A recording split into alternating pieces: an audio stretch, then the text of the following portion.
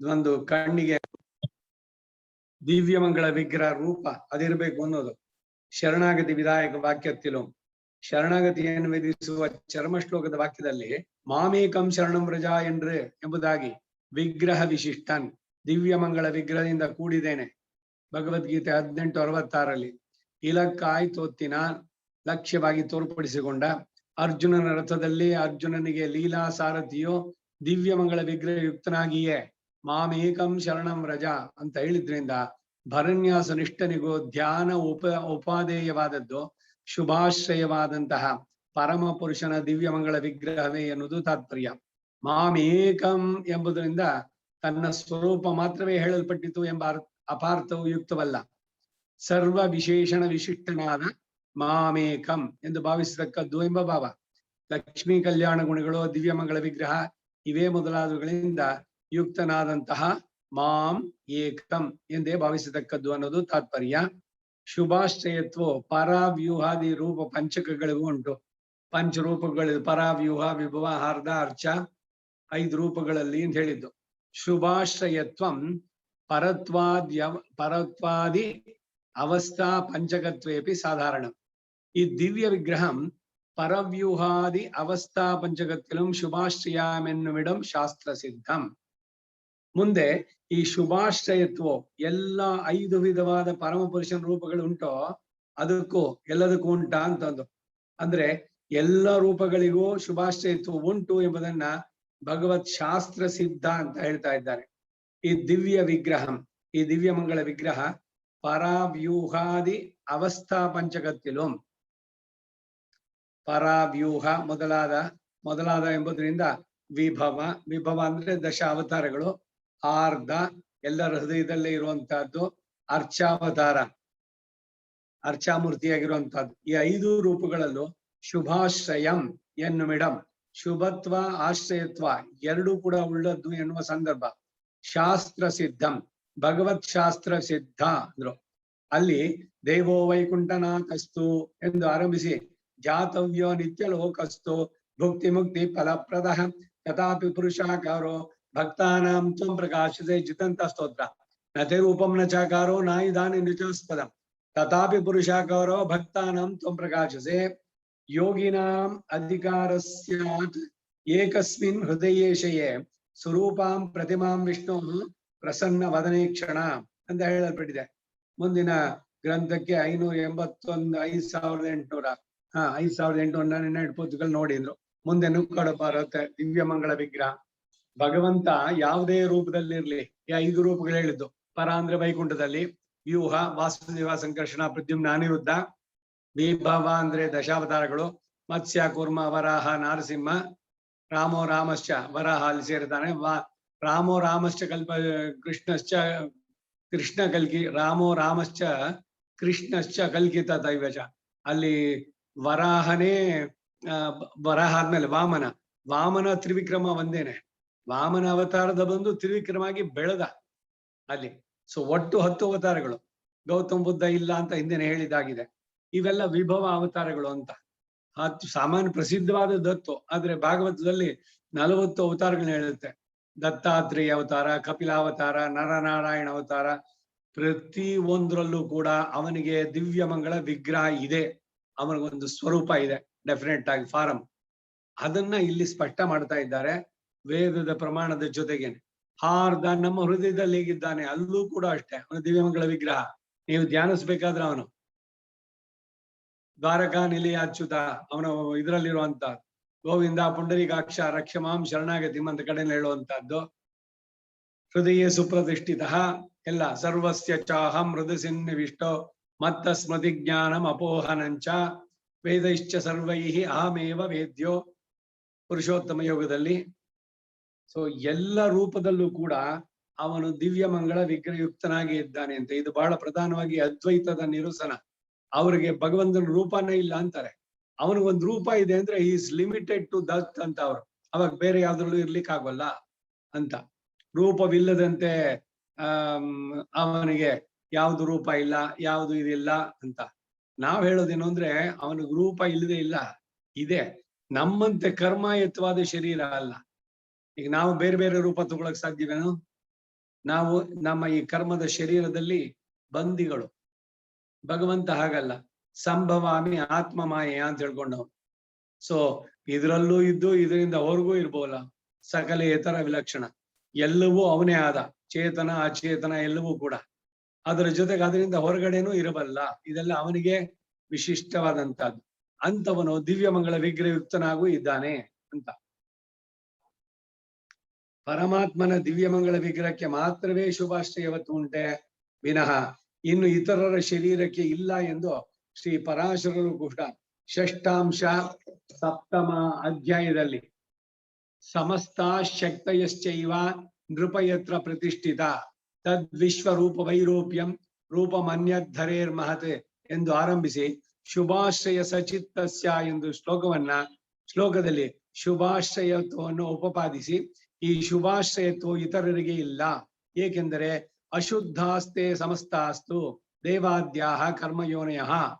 ಈ ಕಾರಣ ನೋಡಿ, ದೇವತೆಗಳು ಕರ್ಮಯೋನಯ ಅಂತಂದ್ರೆ ಕರ್ಮದಿಂದ ಪಡೆದ ಶರೀರಗಳು ದೇವತೆಗಳಾಗಿದ್ದು. ಪುಣ್ಯದ ಕರ್ಮ ಅದೇ, ಪಾಪದ್ದಲ್ಲ, ಪುಣ್ಯ ಕರ್ಮದ ಶರೀರ ಅಂತೂ ಅವರು ಶರೀರದಲ್ಲಿ ಬಂದಿಗಳು. ಈ ಶುಭಾಶ್ರಯತ್ವ ಅನ್ನೋದು ಬೇರೆ ಯಾರಿಗೂ ಇಲ್ಲ. ಬ್ರಹ್ಮ, ರುದ್ರ, ಇಂದ್ರ ಎಲ್ಲರೂ ಕೂಡ ಚೇತನರೇನೆ. ಅವರು ಮಾಡಿದಂತಹ ವಿಶೇಷವಾದ ತಪಗಳು ಇದನ್ನ ಮಾಡಿದ್ರಿಂದ ಹಿಂದಿನ ಜನ್ಮಗಳಲ್ಲಿ ಆ ಪದವಿಗಳನ್ನು ಪಡೆದಿದ್ದಾರಷ್ಟೆ. ನಮ್ಮಂತೆಯ ಅವರು ಕರ್ಮದಿಂದ ಬದ್ಧರು, ಅಂದ್ರೆ ಉತ್ತಮವಾದಂತ ಇದರಲ್ಲಿ ಇದ್ದಾರಷ್ಟೇನೆ ಜನ್ಮದಲ್ಲಿ ದೇವತೆಗಳಾಗಿ. ದೇವಾದ್ಯಾಹ ಕರ್ಮಯೋನಯ.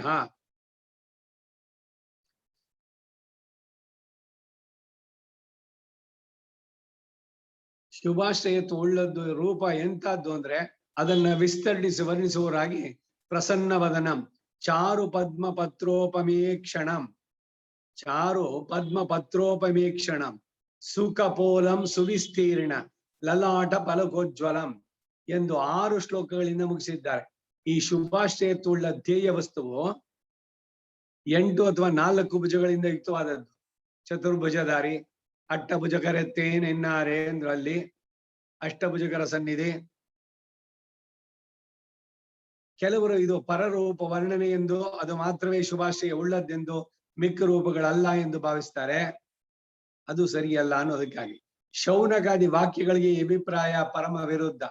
ಅಲ್ಲಿ ವಾಮನ, ನರಸಿಂಹಾದಿ ರೂಪಗಳು ಕೂಡ ಮೋಕ್ಷಾರ್ಥಿಗೆ ಉಪಕಾರಕವಾಗಿ ಶುಭಾಶ್ರಯತ್ವ ಉಂಟು ಎಂದು ಹೇಳಲ್ಪಟ್ಟಿದೆ. ವಾಮನ ಕುಳ್ಳ, ನರಸಿಂಹ ಅರ್ಧ ಶರೀರ ಮನುಷ್ಯ, ಇನ್ನರ ತಲೆ ಮಾತ್ರ ಸಿಂಹದ್ದು. ಅಲ್ಲಿ ಶುಭಾಶ್ರಯ ಇದೆ ಅಂದ್ರೆ ಪ್ರತಿಯೊಂದರಲ್ಲೂ ಇದೆ. ಹೇಗೆ ಅವನ ಕಣ್ಣು ಎಲ್ಲ ಸ್ವರೂಪ ನಿರೂಪಕ ಧರ್ಮ ಅಂತ ಹೇಳಿದ್ವಲ್ಲ, ಅದು ಅಂಗಣ್ ಶಂಗಣ್ ಪಂಕಜ ನೇತ್ರ ಅರವಿಂದ ದಲಾಯತಾಕ್ಷ. ಹಾಗೆ ದಿವ್ಯಮಂಗಳ ವಿಗ್ರಹ ರೂಪವೂ ಕೂಡ ಅಷ್ಟೆ. ಯಾವುದೇ ತಗೊಳ್ಳಿ, ವರಾಹ ಏನು ಹಂದಿ ರೂಪ ಅಂದ್ರೆ ದಿವ್ಯವಾದಂತಹ ವರಾಹ ಅವನು ವಾಮನನಾಗಿದ್ದು. ಯಾವುದೇ ಬಂದ್ರಲ್ಲೂ ಕೂಡ ಅವನಿಗೆ ಶುಭಾಶ್ರಯತ್ವ ಉಂಟು ಅನ್ನೋದನ್ನ ಹೇಳ್ತಾರೆ.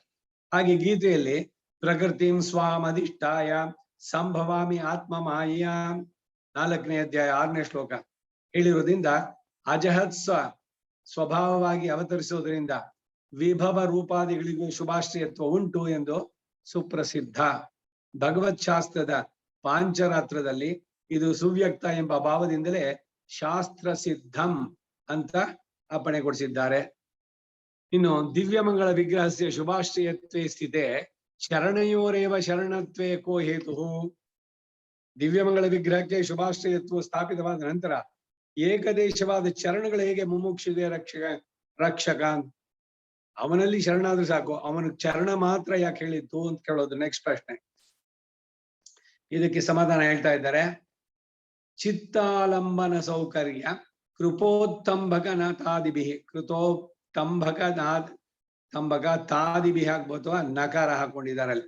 ಉಪಾಯತ್ವ ಮಿಹಸ್ವಾಮಿ ಪಾದಯೋರ್ ಅನುಸಂಹಿತಂ.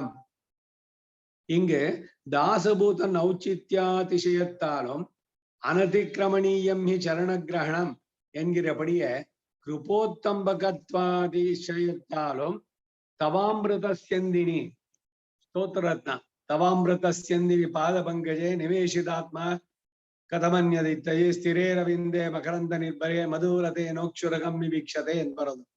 ಇತ್ಯಾದಿಗಳ ಪಡಿಯೆ ಭೋಗ್ಯತ್ವ ಅತಿಶಯತ್ತಾலும் ತಿರುವಡಿಗಳೈ ಅವಲಂಬಿಕ್ಕಿರಾನ್. ಈಗ ಭಗವಂತನ ಚರಣ ಒಂದಿದ್ರೆ ಸಾಕು, ಒಂದ್ ತಲೆ ಇದೆಲ್ಲ ಬೇಡವೋ? ಇವರ ಆರ್ಗ್ಯುಮೆಂಟ್ಸ್ ಗಳೆಲ್ಲ ಹೇಗಾಗುತ್ತೆ ಅಂದ್ರೆ, ಈಗಿನವರು ಸೆಕ್ಯುಲರಿಸಂ ಹೇಳ್ದಂಗೆ, ಬ್ರಾಹ್ಮಣರು ತಲೆ ಮಾತ್ರ ಇರಲ್ಲ, ಶರೀರ, ಸಮಾಜದ ಶರೀರದಲ್ಲಿ ಪಾದೋ ಅಸ್ಯ ಎಲ್ಲ ಹೇಳ್ತಾರೆ. ಬ್ರಾಹ್ಮಣಸ್ಯ ಇದು ಪುರುಷದಲ್ಲಿ ಹೇಳ್ಬೇಕಾರೆ ಅವನು ತಲೆ, ಇವನ್ ಕಾಲು ಬಹಳ ಕೀಳು, ಕಾಲನ್ನು ತೆಗೆದ್ಬಿಡಿ ಶರೀರ ಪೂರ್ಣವಾಗುತ್ತೋ, ಇಲ್ಲ ತಲೆ ತೆಗೆದ್ರೆ ಶರೀರ ಇರುತ್ತೋ? ಸಮಾಜದ ವ್ಯವಸ್ಥೆಗೆ ಹೇಳಿದ್ದು. ಹಾಗೆ ಆಶ್ರಯ ಮಾಡೋದಕ್ಕೆ ಅವನ ಕಾಲು. ಲೋಕಾರೂಢಿನಲ್ಲಿ ಇರೋದಷ್ಟೇ, ಕೆಲಸ ಆಗ್ಬೇಕು ಅಂದ್ರೆ ಅವನ್ ಕಾಲು ಹಿಡ್ಕೊ ಹೋಗಿ, ಖಂಡಿತ ಆಗತ್ತೆ ಅಂತ ಹೋಗ್ಬಿಟ್ಟು ಅವ್ನು ನೇರವಾಗಿ ಕಾಲನ್ನೇ ಬದ್ಧವಾಡ್ಕೊಂಡು, ಕಾಲ್ ಬಿಡಪ್ಪ, ನಿನ್ಗೇನಾಗ್ಬೇಕು ಹೇಳು, ಮಾಡೋಣ, ಮೊದ್ಲು ಕಾಲ್ ಬಿಡು. ಇದು ಲೋಕದಲ್ಲಿ ಇದ್ ಮಾಡುವಂಥದ್ದು. ಹಾಗೆ ಭಗವಂತನಿಗೂ ಕೂಡ ಅವನ್ ಕಾಲ್ ಬದ್ಧವಾಗಿ ಇಟ್ಕೊಂಡ್ಬಿಟ್ರೆ ನಮ್ ಕೆಲಸ ಸಿದ್ಧಿ ಆಗತ್ತೆ. ಈ ಹುಟ್ಟು ಸಾವಿನ ಚಕ್ರ ಬಿಡಿಸ್ಕೊಳ್ಬೇಕು ಅಂದ್ರೆ ಕೃಷ್ಣನ ಚರಣವ ಹಿಡಿ ಹಿಡಿ ಹಿಡಿ, ನಮ್ಮ ರಂಗನ ಚರಣವ ಹಿಡಿ ಹಿಡಿ, ದಾಸರು ಹಾಡುದು. ಅವನ ಚರಣವ ಹಿಡಿ, ಭದ್ರವಾಗಿ ಹಿಡ್ಕೊಳ್ಳಿ. ಧ್ಯಾನಕ್ಕೆ ಇದಕ್ಕೆ ಎಲ್ಲ ಅವನ ದಿವ್ಯಮಂಗಳ ಸ್ವರೂಪ.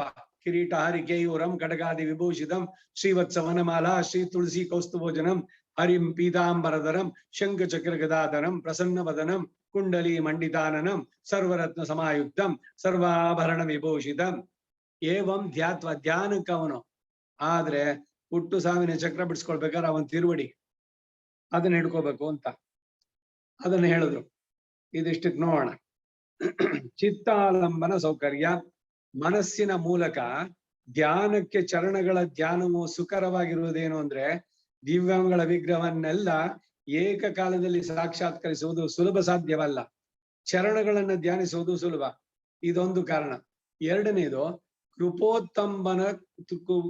ಕೃಪೋತ್ತಂಬಕ ಆದಿವಿಹಿ ಅಂತಂದ್ರು. ಕೃಪ ಉತ್ತಂಬಕ ಆದಿವಿಹಿ, ಕೃಪೆಯನ್ನ ವೃದ್ಧಿಗೊಳಿಸೋದು. ಭಗವಂತನ ಕೃಪೆ, ಅರುಳ್, ಅವನ ದಯೆ, ಇವೇ ಮೊದಲಾದವುಗಳಿಂದ ಆದಿಪದದಿಂದ ಔಚಿತ್ಯ ಭೋಗ್ಯತ್ವಾದಿಗಳು ಹೇಳಲ್ಪಟ್ಟವು. ಮತ್ತು ಶರಣಾಗತನಾಗುವಾಗ ದಂಡವತ್ ಪ್ರಮಾಣ ಉಚಿತ. ಅದಕ್ಕೇನೆ ಬಹಳ ವಿಶೇಷ ಶ್ರೀ ವೈಷ್ಣವರಿಗೆ ಹೇಳುವಂತಹದ್ದು ವೈಷ್ಣವಾಂಗತ್ವ ದಂಡವತ್ ಪ್ರಣಮೇತೆ. ದಂಡ ಅಂದ್ರೆ ಏನೋ ಕೋಲು ಅಂತಂದ್ರೆ ಸಾಷ್ಟಾಂಗ ಪ್ರಣಾಮ ಮಾಡಿ ಅನ್ನೋದು. ಆ ಕಾಲದಲ್ಲಿ ದೃಷ್ಟಿಪಥಕ್ಕೆ ಬೀಳೋದು ಚರಣಗಳೇ, ಮಸ್ತಕಾದಿಗಳಲ್ಲ. ನಮಸ್ಕಾರ ಮಾಡಿದಾಗ ಕಣ್ಣು ಕಾಣಿಸೋದೇನೋ ಕಾಲು, ಚರಣಗಳು, ತಲೆ ಅಲ್ಲ.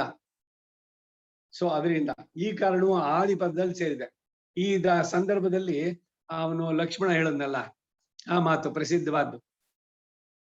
ಸುಗ್ರೀವನ ಹತ್ರ ಅವಳು ಒಂದು ಸೀರೆ ಸೆರಗಿನ ಚೂರ್ನಲ್ಲಿ ತೆಗೆದು ಎಲ್ಲ ಆಭರಣಗಳನ್ನು ಕಟ್ಬಿಟ್ಟು ಅಲ್ಲಿ ಹಾಕಿದ್ಲು ಕಿಷ್ಕಿಂದೆ ಇದ್ರಲ್ಲಿ. ರಾಮ ಲಕ್ಷ್ಮಣ ಇಬ್ಬರನ್ನು ಹನುಮಂತ ಕರ್ಕೊಂಬಂದ. ಸುಗ್ರೀವ ಸಖ್ಯ ಆಯ್ತು. ಆಮೇಲೆ ಅವನು ಹೇಳ್ದ, ಕೆಲವು ದಿವಸಗಳ ಹಿಂದೆ ಇವನೊಬ್ಬ ರಾಕ್ಷಸ ಕರ್ಕೊಂಡು ಹೋಗ್ತಾ ಇದ್ದ ಆಕಾಶ ಮಾರ್ಗದಲ್ಲಿ. ಅವಳು ಒಂದಷ್ಟು ಆಭರಣಗಳನ್ನ ಹಾಕಿದ್ದು, ಅದನ್ನ ತೆಗೆದು ನೋಡಿದ ತಕ್ಷಣ ರಾಮನಿಗೆ ದುಃಖ ಉಮ್ಮಳಿಸಿ ಬಂತು.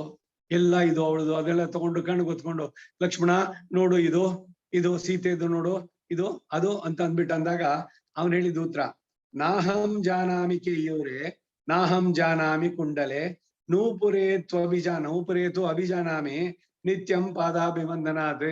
ಪ್ರತಿನಿತ್ಯ ಲಕ್ಷ್ಮಣ ಸೀತೆಗೆ ನಮಸ್ಕಾರ ಮಾಡ್ತಿದ್ದ. ಪಾದಾಭಿವಂದನಾಥ್, ಸಾಷ್ಟಾಂಗ ಪ್ರಣಾಮ. ಆಗ ನಮಸ್ಕಾರ ಮಾಡ್ಬೇಕಾರೆ ಅವಳ ಕಾಲ್ಗೆಜ್ಜೆ ನೋಡಿದ್ದ ಅವನು. ಕಣ್ಣೆತ್ತದ ಅವನಿಗೆ ಕಾಲ್ನಲ್ಲಿ ತೋರಿಸಿದ್ದು ಕಂಡಿದ್ದು ಕಾಲ್ಗೆಜ್ಜೆ. ನೂಪುರಂ ತು ಅಭಿಜಾನಾಮಿ, ರಾಮಾಯಣದ ಕಿಷ್ಕಿಂಧ ಕಾಂಡ 6ನೇ ಅಧ್ಯಾಯ 22ನೇ ಶ್ಲೋಕ. ಇದು ಲಕ್ಷ್ಮಣನು ಅಣ್ಣನಿಗೆ ಹೇಳುವಂತ ಮಾತು. ನಾಹಂ ಜಾನಾಮಿ ಕೇಯೂರ ಕುಂಡಲ, ಶಿರಸ್ಸಿಗೆ ಅಲಂಕಾರ ಮಾಡ್ಕೊಳ್ಳುವಂತದ್ದೇ, ನೆತ್ತಿ ಮೇಲ್ ಬಿಡುವಂತ ಅವುಗಳನ್ನೆಲ್ಲ ಅವಳು ಹಾಕಿದ್ರೆ ಅದೆಲ್ಲ ನನಗ್ ಗೊತ್ತಿಲ್ಲ, ಯಾಕೆಂದ್ರೆ ಒಂದು ತಲೆ ಎತ್ತು ನೋಡಿದ್ದಿಲ್ಲ ಸೀತೆಯನ್ನ. ಜ್ಯೇಷ್ಠ ಭ್ರಾತ ಪಿತುಸ್ಸಮಾಹ, ಜೊತೆಗೆ ಲಕ್ಷ್ಮಣೋ ಲಕ್ಷ್ಮೀವರ್ಧನ, ಕೈಂಕರ್ಯಶ್ರೀ, ಅವನ ಕೈಂಕರ್ಯಕ್ಕೆ ಇರುವಂತಹದ್ದು. ಅದರಿಂದ ಸೀತೆ ಹೇಗಿದ್ದಾಳೆ ಇದೆಲ್ಲ ನೋಡಿದ್ದ ಇಲ್ಲ. ಪ್ರತಿದಿನ ನಮಸ್ಕಾರ ಮಾಡಿದ್ದ, ಬೆಳಗ್ಗೆ ಸಂಜೆ ನಮಸ್ಕಾರ ಮಾಡಿದಾಗ ಸೀತೆಗೆ ಕಂಡಿದ್ದು ಅವನಿಗೆ ನೂಪುರ. ಅದಕ್ಕೆ ನನಗೆ ಅವಳ ಕರ್ಣಕುಂಡಲ ಇದ್ ಹಾಕೊಂಡಿದ್ಲ ಗೊತ್ತಿಲ್ಲ ನನಗೆ. ನೂಪುರೇತು ಅಭಿಜಾನಾಮಿ ನಿತ್ಯಂ ಪಾದಾಭಿವಂದನಾತ್ ಅಂತ ಹೇಳ್ದ. ಹೀಗೆ ಸೀತೆಯು ಕಿಷ್ಕಿಂಧೆ ಸಮಯದಲ್ಲಿ ಬೀಳಿಸಿದ ಆಭರಣಗಳನ್ನ ಸುಗ್ರೀವ ತಂದು ತೋರಿಸಿದಾಗ ಈ ಕೈಗೆ ಹಾಕಿಕೊಳ್ಳುವ ಬಾಜು ಬಂದು ಕಿವಿಗೆ ಹಾಕಿಕೊಳ್ಳುವ ಕುಂಡಲಗಳು ಸೀತೆ ಇದೆ ಎಂಬುದು ನನಗೆ ಗೊತ್ತಿಲ್ಲ. ಆದ್ರೆ ಕಾಲಿಗೆ ಹಾಕಿಕೊಳ್ಳುವ ಕಾಲು ಸರಗಳು, ಅದೇನೆ ಗೆಜ್ಜೆ ಏನ್ ಹೇಳ್ತಾರೆ ಅದು ನೂಪುರ ಮಾತ್ರ ಸೀತೆ ಇದು ಎಂದು ನನಗೆ ಚೆನ್ನಾಗಿ ತಿಳಿಯುತ್ತೆ. ಏಕೆಂದ್ರೆ ನಿತ್ಯವೂ ಆಕೆಯ ಪಾದಗಳಿಗೆ ನಮಸ್ಕರಿಸುವುದರಿಂದ ಅದು ವ್ಯಕ್ತ ಅಂತ ಹೇಳಿದ್ದಾನೆ. ಶರಣಾಗತಿಯು ಪ್ರಣಾಮ ರೂಪವಾದ್ದರಿಂದ ಪಾದಗಳೇ ಶರಣಾಗತಿಗೆ ದೃಷ್ಟಿಪಥಕ್ಕೆ ಬೀಳೋದ್ರಿಂದ ಅವುಗಳೇ ಪ್ರಾಧಾನ್ಯವಾಗಿ ಅನುಸಂಹಿತಂ ಅಂತ ಹೇಳಲ್ಪಟ್ಟಿತು. ಈ ಕಾರಣಗಳಿಂದ ಈ ಸಂದರ್ಭದಲ್ಲಿ ಅಂದ್ರೆ ದ್ವಯದ ಮೂಲಕ ಉಪಾಯ ಅನುಷ್ಠಾನ ಮಾಡುವುದರಲ್ಲಿ ಉಪಾಯತ್ವವೋ ಸ್ವಾಮಿ ಪಾದಯೋಹೋ ಸರ್ವೇಶ್ವರನ ಪಾದಗಳಲ್ಲಿ ಅನುಸಂಹಿತಂ. ಪೂರ್ಣವಾಗಿ ಭಗವಂತನನ್ನ ಆಶ್ರಯಿಸಿದ್ರು ಕೂಡ ಇವನ ಕಣ್ಣಿಗೆ ನಮಸ್ಕಾರ ಮಾಡದಾಗ ಕಾಣಿಸೋದು ಭಗವಂತನ ದಿವ್ಯ ಚರಣಗಳು. ಚರಣವ ತೋರೋ ಚಲುವರ ಅರಸನೆ, ಚರಣವ ತೋರೋ ಅಂತಂದ್ರಲ್ಲಿ ಮದೀಯ ಮೂರ್ಧಾನಂ ಅಲಂಕರಿಷ್ಯತಿ ಕದಾ ತವ ದಿವ್ಯ ಚರಣಾಂಬುಜ ದ್ವಯಂ ಮದೀಯ ಮೂರ್ಧಾನಂ, ನನ್ನ ತಲೆಯನ್ನು ಅಲಂಕರಿಸೋದು ಕದಾ. ಸ್ತೋತ್ರಾರ್ಥದಲ್ಲಿ ಅವ್ರು ಕೇಳೋದು ಅವನ ದಿವ್ಯ ಚರಣಗಳು ನಮ್ಮ ಮೇಲೆ ಇರ್ಲಿ. ಇದೇನೆ ಶಟಾರಿ. ಹಿಂದೆನೆ ಒಂದ್ಸಲಿ ಹೇಳಿದ್ದೆ. ಶಟಾರಿ ಅಂದ್ರೇನು? ಶಟ ಎನ್ನುವ ಮಾಯೆ, ಶರೀರವೇ ನಾನು ಅನ್ನುವಂತ ಮಾಯೆಯನ್ನ ಕೋಪದಿಂದ ತೊಳ್ಳುದವರು ಶಟಾರಿ, ನಮ್ಮಾಳ್ವಾರ್. ಇನ್ನೊಂದು ಅದು ಭಗವಂತನ ಪಾದುಕೆ, ಅದಕ್ಕೂ ಶಟಾರಿ ಅನ್ನೋ ಹೆಸರು. ಏನು ಶಟಾರಿ ಪಾದುಕೆನಲ್ಲಿ ಅಂದ್ರೆ ಈ ದೇಹಾತ್ಮ ಭ್ರಮೆಯನ್ನ ಬಿಡಿಸುತ್ತೆ ಶಟಾರಿ. ಅದನ್ನ ಭಗವಂತನ ಪಾದ ನನ್ನ ತಲೆ ಮೇಲೆ ಇದೆ ಅಂತ ತಲೆಯನ್ನ ಬಗ್ಗಿಸಿ ಕೈ ಜೋಡಿಸಿ ನೇರವಾಗಿ ಭಗವಂತನ ಪಾದಗಳೇ ನಮ್ಮ ತಲೆ ಮೇಲೆ ಇಡ್ತಾ ಇದ್ದಾರೆ ಅಂತ ಭಾವಿಸಿ ಅದನ್ನು ಸ್ವೀಕಾರ ಮಾಡ್ಬೇಕು. ಏನೋ ಅರಟೆ ಹೊಡಿತಾ ಇರೋದು, ಅವರು ಹಿಂಗಿಂಗ್ ಅನ್ಕೊಂಡು ಹೋಗ್ತಾರೆ, ಏನೋ ಮಾಡ್ತಾರೆ, ಏನೋ ಹಿಂಗಂತಾರೆ ಅಷ್ಟೇ ಅಂತ. ಅದ್ರದ್ದು ಏನ್ ಸಿಗ್ನಿಫಿಕೆನ್ಸು? ಭಕ್ತಿ ಶ್ರದ್ಧೆಯಿಂದ ತಗೊಳ್ಳೋಂಥದ್ದು ಶಟಾರಿ. ಶಟಾರಿ ಆದ್ಮೇಲೆ ತೀರ್ಥ ಬರುತ್ತೆ, ಇಲ್ಲ ತೀರ್ಥ ಆದ್ಮೇಲೆ ಶಟಾರಿ, ಕೆಲವು ಕಡೆ ಬೇರೆ ಬೇರೆ ಇದ್ರದ್ದು. ಮತ್ತು ಶಟಾರಿಯನ್ನು ಸ್ವೀಕಾರ ಮಾಡೋದು. ಕಾರಿಕೆಯ ಅರ್ಥವನ್ನೇ ಮುಂದಿನ ವಾಕ್ಯಗಳಿಂದ ಹೇಳ್ತಾ ಇದ್ದಾರೆ. ಹಿಂಗೆ ಈ ದ್ವಯಮಂತ್ರದ ಮೂಲಕ ಶರಣಾಗತಿಯನ್ನು ಅನುಷ್ಠಿಸುವಾಗ ದಾಸಭೂತನ್, ದಾಸಭೂತನಾಗಿರುವ ಈ ಮುಮುಕ್ಷುವು ಔಚಿತ್ಯ ಅತಿಶಯತ್ತಾಲೋಂ, ದಾಸಭೂತನ ಸ್ವಾಮಿಯ ಪಾದಗ್ರಹಣದಲ್ಲಿ ಔಚಿತ್ಯ ಇರೋದ್ರಿಂದ ಅಂತಹ ಔಚಿತ್ಯದ ಅತಿಶಯದಿಂದ ಒಂದು ಚರಣಗ್ರಹಣಂ, ತನ್ನ ಸ್ವಾಮಿಗೆ ಅಪರಾಧ ಮಾಡಿದವನು ಅಪರಾಧ ಕ್ಷಮಾಪಣೆಗಾಗಿ ಸ್ವಾಮಿಯ ಚರಣಗ್ರಹಣವು ಎಂದರೆ ಕಾಲುಗಳನ್ನು ಹಿಡಿದುಕೊಳ್ಳೋದು. ಅನತಿಕ್ರಮಣೀಯಂ, ಉಲ್ಲಂಘಿಸಲು ಸ್ವಾಮಿಗೆ ಸಾಧ್ಯವಲ್ಲ ಎಂದರೆ ಅಪರಾಧಿ ಯಾವಾಗ ಕಾಲನ್ನು ಗಟ್ಟಿಯಾಗಿ ಹಿಡಿದುಕೊಂಡೋ ಆಗ ರಕ್ಷಿಸಲೇಬೇಕೆಂಬ ನಿರ್ಬಂಧ ಉಂಟು ಎಂಬ ತಾತ್ಪರ್ಯ. ಎಂಗಿರ ಪಡಿಯೇ ಹೇಳಿರುವ ಹಾಗೇನೆ ಕೃಪೋತ್ತಂಬಕಂ,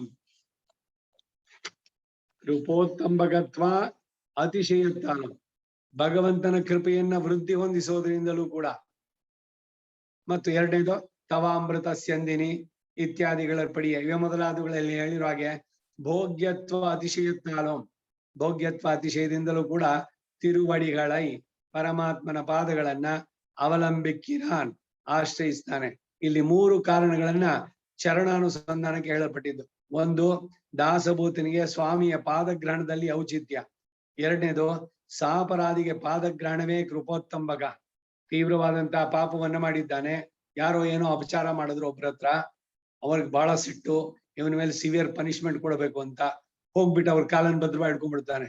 ಏನೋ ಗೊತ್ತಾಗ್ಲೇ ಏನೋ ಗೊತ್ತಿದ್ದು ಏನೋ ಮಾಡ್ಬಿಟ್ಟೆ, ಅವಾಗ ವಿವೇಕ ಇಲ್ಲದೆ ಬುದ್ಧಿ ಇಲ್ಲದೆ ಮಾಡದೆ, ದಯವಿಟ್ಟು ನನ್ನನ್ನು ಕ್ಷಮಿಸಿ ಅಂತ ಅವ್ರ ಪಾದಗಳನ್ನು ಭದ್ರವಾಗಿ ಹಿಡ್ಕೊಂಡ್ಬಿಟ್ರೆ ಅವನಿಗೆ ಮರಣದಂಡನೇನೋ ಇಲ್ಲ ಕೋರ್ಟ್ಗೋ ಗಲ್ಗೋ ಹೇಳಿಸ್ಬೇಕು ಅನ್ನೋಂತ ಕೋಪ ಅವೆಲ್ಲ ಹೊರಟೋಗುತ್ತೆ. ಹಾಗೆ ಸಾಪರಾಧಿಗೆ ಪಾದಗ್ರಹಣವೇ ಕೃಪೋತ್ತಂಬಕ, ದಯೆಯನ್ನ ಯಾರಿಗಾದ್ರೂ ಉಂಟುಮಾಗುವ ಹಾಗೆ. ಬೇಕಾದಷ್ಟು ವೃತ್ತಾಂತಗಳು ಹಿಂದೆ ಒಂದ್ಸಲ ಹೇಳಿದ್ನಲ್ಲ, ಕಪೋತ ವ್ಯಾಖ್ಯಾನದಲ್ಲಿ ಎರಡು ಪಾರಿವಾಳಗಳು, ಒಂದು ಗಂಡು ಪಾರಿವಾಳ ಹಿಡಿದ್ಬಿಟ್ಟಿದ್ದಾನೆ, ಹೆಣ್ಣು ಪಾರಿವಾಳ ಇವನ್ ಕೈ ಸಿಕ್ಕಿಲ್ಲ ಬೇಡನಿಗೆ. ಆ ಹೆಣ್ಣು ಪಾರಿವಾಳ ಬಂದು ಇವನ್ ಕಾಲ ಹತ್ರ ಸುತ್ತುತ್ತೆ ಸುಮ್ನೆ. ಅದನ್ನ ನೋಡ್ಬಿಟ್ಟು ಅವನಿಗೆ ಎಷ್ಟು ಮಟ್ಟಿಗೆ ಅನ್ನಿಸ್ತು ಅಂದ್ರೆ ಕುಟುಕನ ಮನಸ್ಸನ್ನು ಕರಗಿಸ್ಬಿಡ್ತದ. ಸಿಕ್ತಲ್ಲ, ಇದ್ರ ಜೊತೆಗೆ ಇನ್ನೊಂದು ಎರಡನ್ನು ಹಾಕೊಂಡು ತಿನ್ನೋಣ ಇವತ್ತು ಅಂತ ಅನ್ಕೊಂಡಿದ್ದವನು ಅದರ ದೈನ್ಯತೆ, ಆ ಕಣ್ಣಿನಲ್ಲಿ ಕಾಣಿಸ್ತಾ ಇದ್ದಿದ್ದು ನೋಡ್ಬಿಟ್ಟು ಅವನಿಗೆ ತಡೆಯೋಕಾಗದೆ ಹಿಡಿದಿದ್ದ ಪಾರಿವಾಳನ ಬಿಟ್ಟು ಅವನ ಜೊತೆಗೆ. ಇದು ಶರಣಾಗತಿಗೆ ಬರುವಂತಹ ವಿಶೇಷ. ಮೂರನೇದು ಶೇಷಭೂತನಿಗೆ ಪಾದ ಸೇವೆಯಲ್ಲೇ ಭೋಗ್ಯತ್ವ. ಹೀಗೆ 3 ಕಾರಣಗಳು. ತವಾಮೃತಸ್ಯಂದಿನಿ ಪಾದ ಪಂಕಜೆ ನಿವೇಶಿತಾತ್ಮ ಕಥಮನ್ಯದಿಚ್ಛತಿ ಸ್ಥಿರೇರವಿಂದೇ ಮಕರಂದ ನಿಬ್ಬರಿ ಮಧುವ್ರತೋ ನೇಕ್ಷುರಕಂ ವಿವೀಕ್ಷತೆ. ನಿನ್ನ ಪರಮ ಭೋಗ್ಯವಾದ ಮತ್ತು ಪರಿಪೂರ್ಣ ಬ್ರಹ್ಮ ಅನುಭವವನ್ನು ಉಂಟು ಮಾಡುವ ನಿನ್ನ ಪಾದಕಮಲಗಳಲ್ಲಿಟ್ಟ ಮನಸ್ಸು ತುಚ್ಛ ಫಲಗಳನ್ನು ಕೊಡುವುಗಳನ್ನು ಆಶ್ರಯಿಸುತ್ತೆಯೇ ಅಂತ ಹೇಳ್ತಾರೆ. ಅಮೃತಸ್ಯಂದಿನಿ ಮೋಕ್ಷ ಸುಖವಾದ ಅಮೃತವನ್ನು ಸ್ರವಿಸುವಂತಹ ತವ ಪಾದ ಪಂಕಜೆ ನಿನ್ನ ಪಾದ ಕಮಲದಲ್ಲಿ ನಿವೇಶಿತಾತ್ಮ ಇಡಲ್ಪಟ್ಟಂತ ಮನಸ್ಸು. ಕಥಂ ಅನ್ಯದಿಚ್ಛತಿ ವಿಷತುಲ್ಯವಾದ ನಶ್ವರವಾಗಿರುವ ಫಲ ಕೊಡುವಂತ ಬೇರೆ ಯಾವುದನ್ನು ಹೇಗೆ ಅಪೇಕ್ಷಣೆ ಇರುತ್ತೆ? ಒಂದಕ್ಕೊಂದು ಕಂಪ್ಯಾರಿಸನ್ ನೋಡಿ. ಭಗವಂತನ ಚರಣಗಳೇ ಸಿಕ್ಕಿದ್ಮೇಲೆ ಇನ್ನೇನಾದ್ರು ಬೇಕಾ? ಪ್ರಹ್ಲಾದನನ್ನ ತೊಡೆ ಮೇಲೆ ಕೂರಿಸ್ಕೊಂಡು ನರಸಿಂಹ ಮಗು ನನಗೆ ಬಹಳ ಸಂತೋಷವಾಗಿದೆ, ನೀನೇನೋ ವರ ಕೇಳ್ಕೊ ಅಂತ ನಕ್ಬಿಡ್ತಾನ ಅವನು. ನೀನೇ ಸಿಕ್ಕಿದೀಯಾ, ಇನ್ನೇನು ಬೇಕು ನನಗೆ, ಇನ್ನೂ ನಿನ್ನ ಮಾಯಲ್ಲಿ ಹಾಕ್ಬೇಕು ಅಂತಾನ ಅಂತ ಅವನು ಮತ್ತೆ ಬಲವಂತ ಮಾಡ್ತಾನೆ ನರಸಿಂಹ. ಕೇಳ್ಕೊ. ಇಲ್ಲ, ನಾನ್ ಸಂತೋಷದಿಂದ ಹೇಳ್ತಾ ಇದ್ದೀನಿ, ಏನ್ ಬೇಕು ಕೇಳು ಅಂತ. ಅದಕ್ಕೆ ಅವನು ಹೇಳ್ದ, ಯಾ ಪ್ರೀತಿ ಅವಿವೇಕಾನಾಂ. ಈ ಅವಿವೇಕಿಗಳಾದ ಜನರು ಕರ್ಮ ಬಂಧದಲ್ಲಿ ನನ್ಗೆ ಐಶ್ವರ್ಯ ಕೊಡು, ನನಗ್ ರೋಗವಾಸಿ ಮಾಡು, ನನ್ನ ಮಕ್ಕಳಿಗೆ ಕೆಲಸ ಸಿಗ್ಲಿ, ಮದ್ವೆ ಆಗಿಲ್ಲ, ಮದ್ವೆ ಆಗ್ಲಿ, ಮದ್ವೆ ಆದ್ರೆ ಮಕ್ಳಾಗ್ಬೇಕು, ಒಂದಲ್ಲ ಎರಡಲ್ಲ ಬರೀ ಏನೇನೋ ಕೇಳ್ತಾಳ. ಅದು ಅವ್ರ ಉದ್ಧಾರಕ್ಕಾಗತ್ತಾ? ಇಲ್ಲ ಇಲ್ಲೇನ್ ಪರ್ಮನೆಂಟ್ ಆಗಿರೋಕ್ಕಾಗತ್ತಾ? ಅವ್ರವರ ಕರ್ಮ ಎತ್ತವಾಗಿ ಎಲ್ಲ ಆಗತ್ತೆ. ನನ್ನನ್ನ ನಿನ್ನ ಕೈಂಕರ್ಯದಲ್ಲಿ ಒಪ್ಪಿಸ್ಕೊಂತ ಕೇಳ್ಬೇಕು. ಅದಕ್ಕೆ ಅವ್ರು ಹೇಳಿ, ಇವನು ಪ್ರಹ್ಲಾದ ಹೇಳೋದು, ಯಾ ಪ್ರೀತಿ ಅವಿವೇಕಾನಂ. ಈ ಅವಿವೇಕಿಗಳಿಗೆ ಪ್ರಾಪಂಚಿಕವಾದ ವಿಷಯದಲ್ಲಿ ಇದೆಯಲ್ಲ ಆ ಪ್ರೀತಿ, ಹಾಗೆ ನನ್ನ ಮನಸ್ಸು ನಿನ್ನನ್ನು ಬಿಟ್ಟು ಬೇರೆ ಏನನ್ನು ಬಯಸದಂತೆ ಮಾಡು. ಗೋದಾದೇವಿ ಹೇಳಿದ್ದದೆ, ಉನಕ್ಕೆ ನಾಮಾಚೈವೋ ಮತ್ತೆ ನಮ್ ಕಾಮಂಗಳ್ ಮಾತು. ನಿನ್ನನ್ನು ಬಿಟ್ಟು ಬೇರೆ ಕಾಮನೆಗಳನ್ನ ತೆಗೆದು ಬಿಡೋ. ಮಾತೆ ಲೋರೆಂಪ ಬಾಯ್. ನನ್ನ ಮನಸ್ಸಿನಲ್ಲಿ ಬೇರೆ ಬೈಕೆಗಳೇ ಬರಬಾರದು, ಅದು ಬೇಕು ಇದು ಬೇಕು ಅಂತ. ಹಾಗೆ ಮಾಡು ಅಂತ ಕೇಳಿದ್ರು. ಕಥಂ ಅನ್ಯದಿಚ್ಛತಿ. ನೀನೇ ಸಿಕ್ಕಿದ ಮೇಲೆ ಇನ್ನು ಇದು ನಶ್ವರವಾಗಿದ್ದು ಎಲ್ಲಿದೆ ಸುಖ ಸಂಸಾರದಲ್ಲಿ? ಚಿಕ್ಕ ವಯಸ್ಸಿನಲ್ಲಿ ಇತ್ತ, ಯೌವನದಲ್ಲಿ ಇತ್ತ, ಮದುವೆ ಆದ್ಮೇಲೆ ಇತ್ತ, ಮಕ್ಕಳಾದ್ಮೇಲೆ ಇತ್ತ, ಇಲ್ಲ ತಂದೆ ತಾಯಿ ಜೊತೆನಲ್ಲಿ ಇದ್ದಾಗಿತ್ತ, ಇಲ್ಲ ಅವ್ರು ಹೊರಟೋದ್ಮೇಲೆ ಆಮೇಲೆ ಇತ್ತ? ಎಲ್ಲೂ ಇಲ್ಲ. ಕಡೆಗೆ ಬರೀ ಸುಖ ನೋವೇನೆ, ದುಃಖವೇನೆ. ಎಲ್ಲ ದುಃಖದಲ್ಲೇ ಪರ್ಯವಸಾನ. ದುಃಖಜನ್ಯ, ದುಃಖ ಮೂಲ, ದುಃಖದಲ್ಲೇ ಇದ್ದು ದುಃಖದಲ್ಲಿ ಪರ್ಯವಸಾನ ಆಗುವಂತದ್ದು.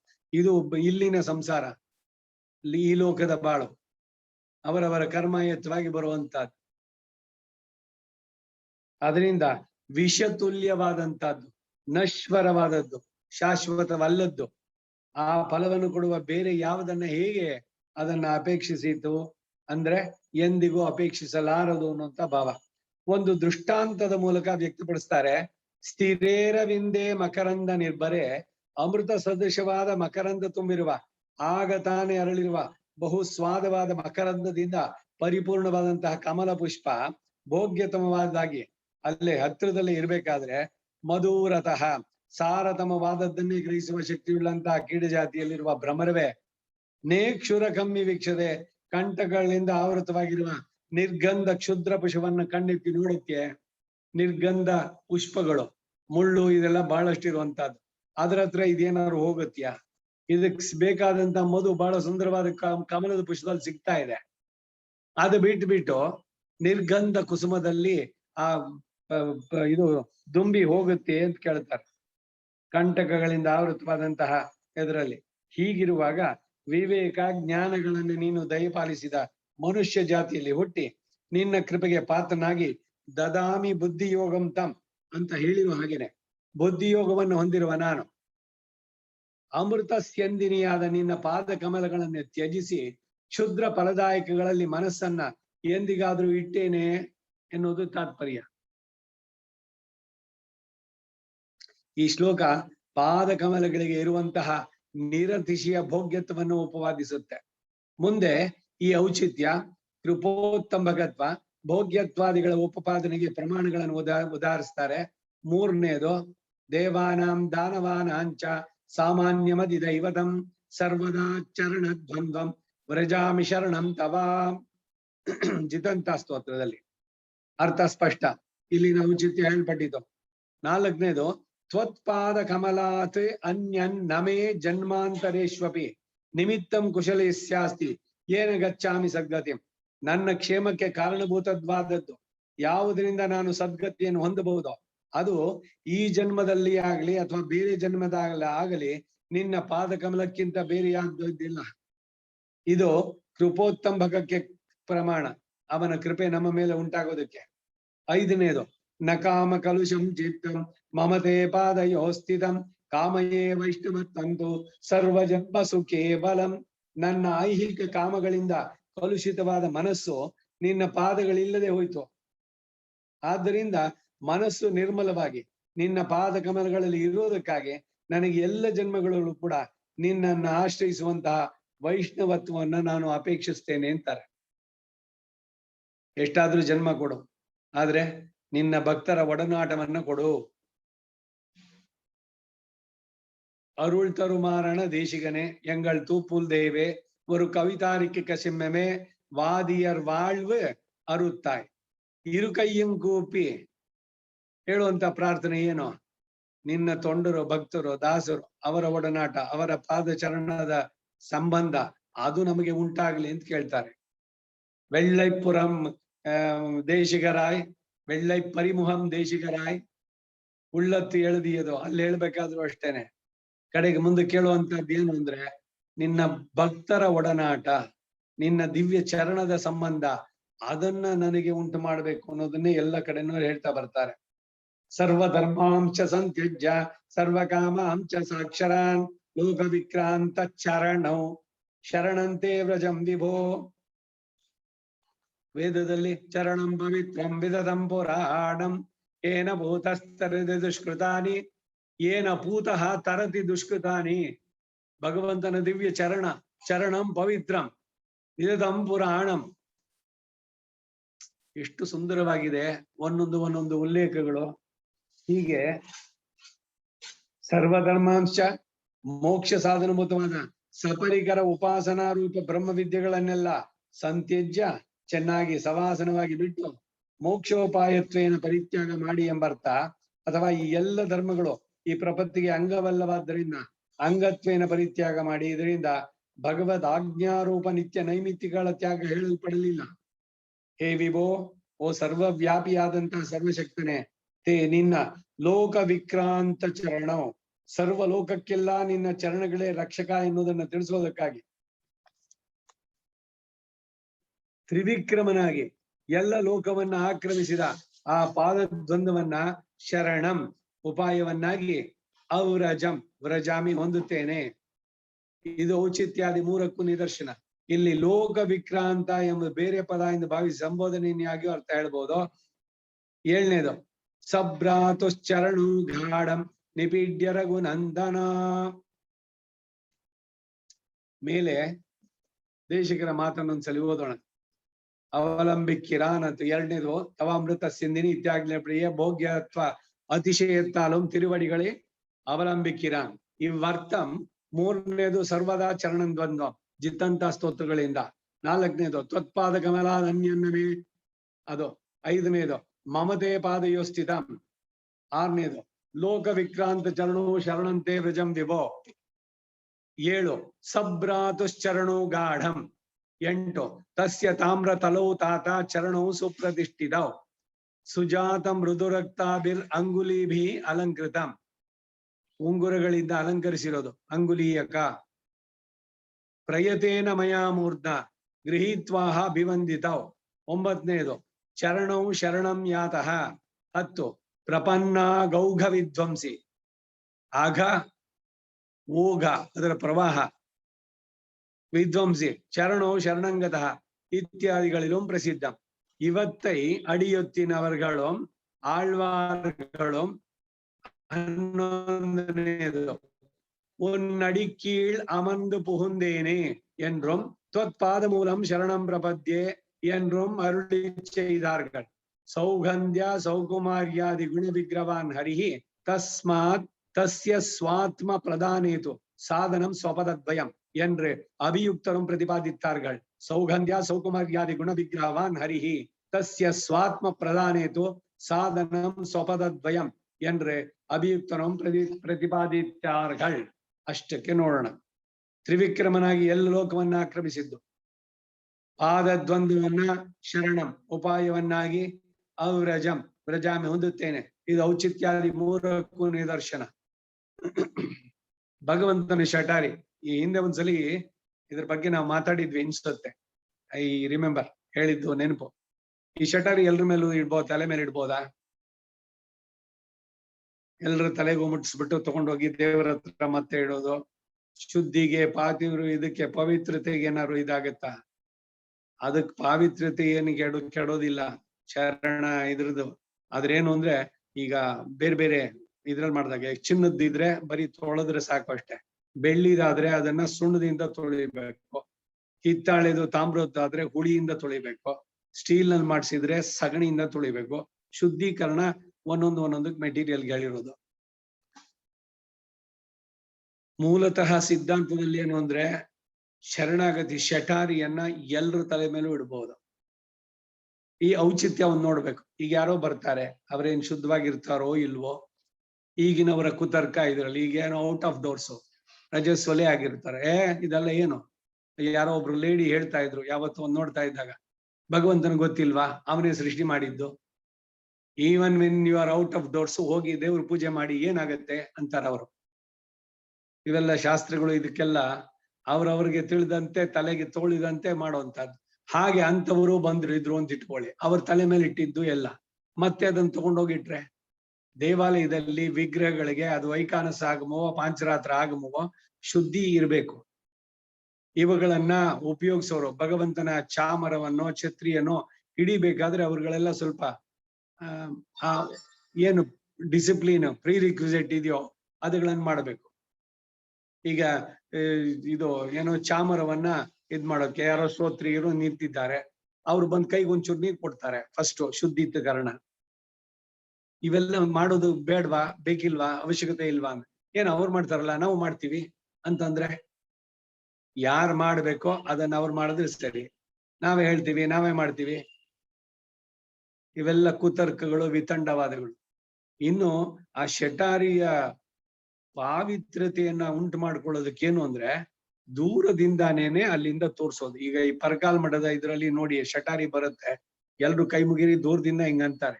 ಅದು ಶಬ್ದ ನಿಮ್ಮ ಮೇಲೆ ಬ್ಲೆಸ್ಸಿಂಗ್ ಆಗಿದೆ ಅನ್ನೋದಕ್ಕೆ ಅದ್ರೊಳಗಡೆ ಒಂದಷ್ಟು ಮಣಿಗಳೋ ಕಲ್ಲೋ ಹಾಕಿರ್ತಾರೆ, ಅದು ಶಬ್ದ ಆಗುತ್ತೆ.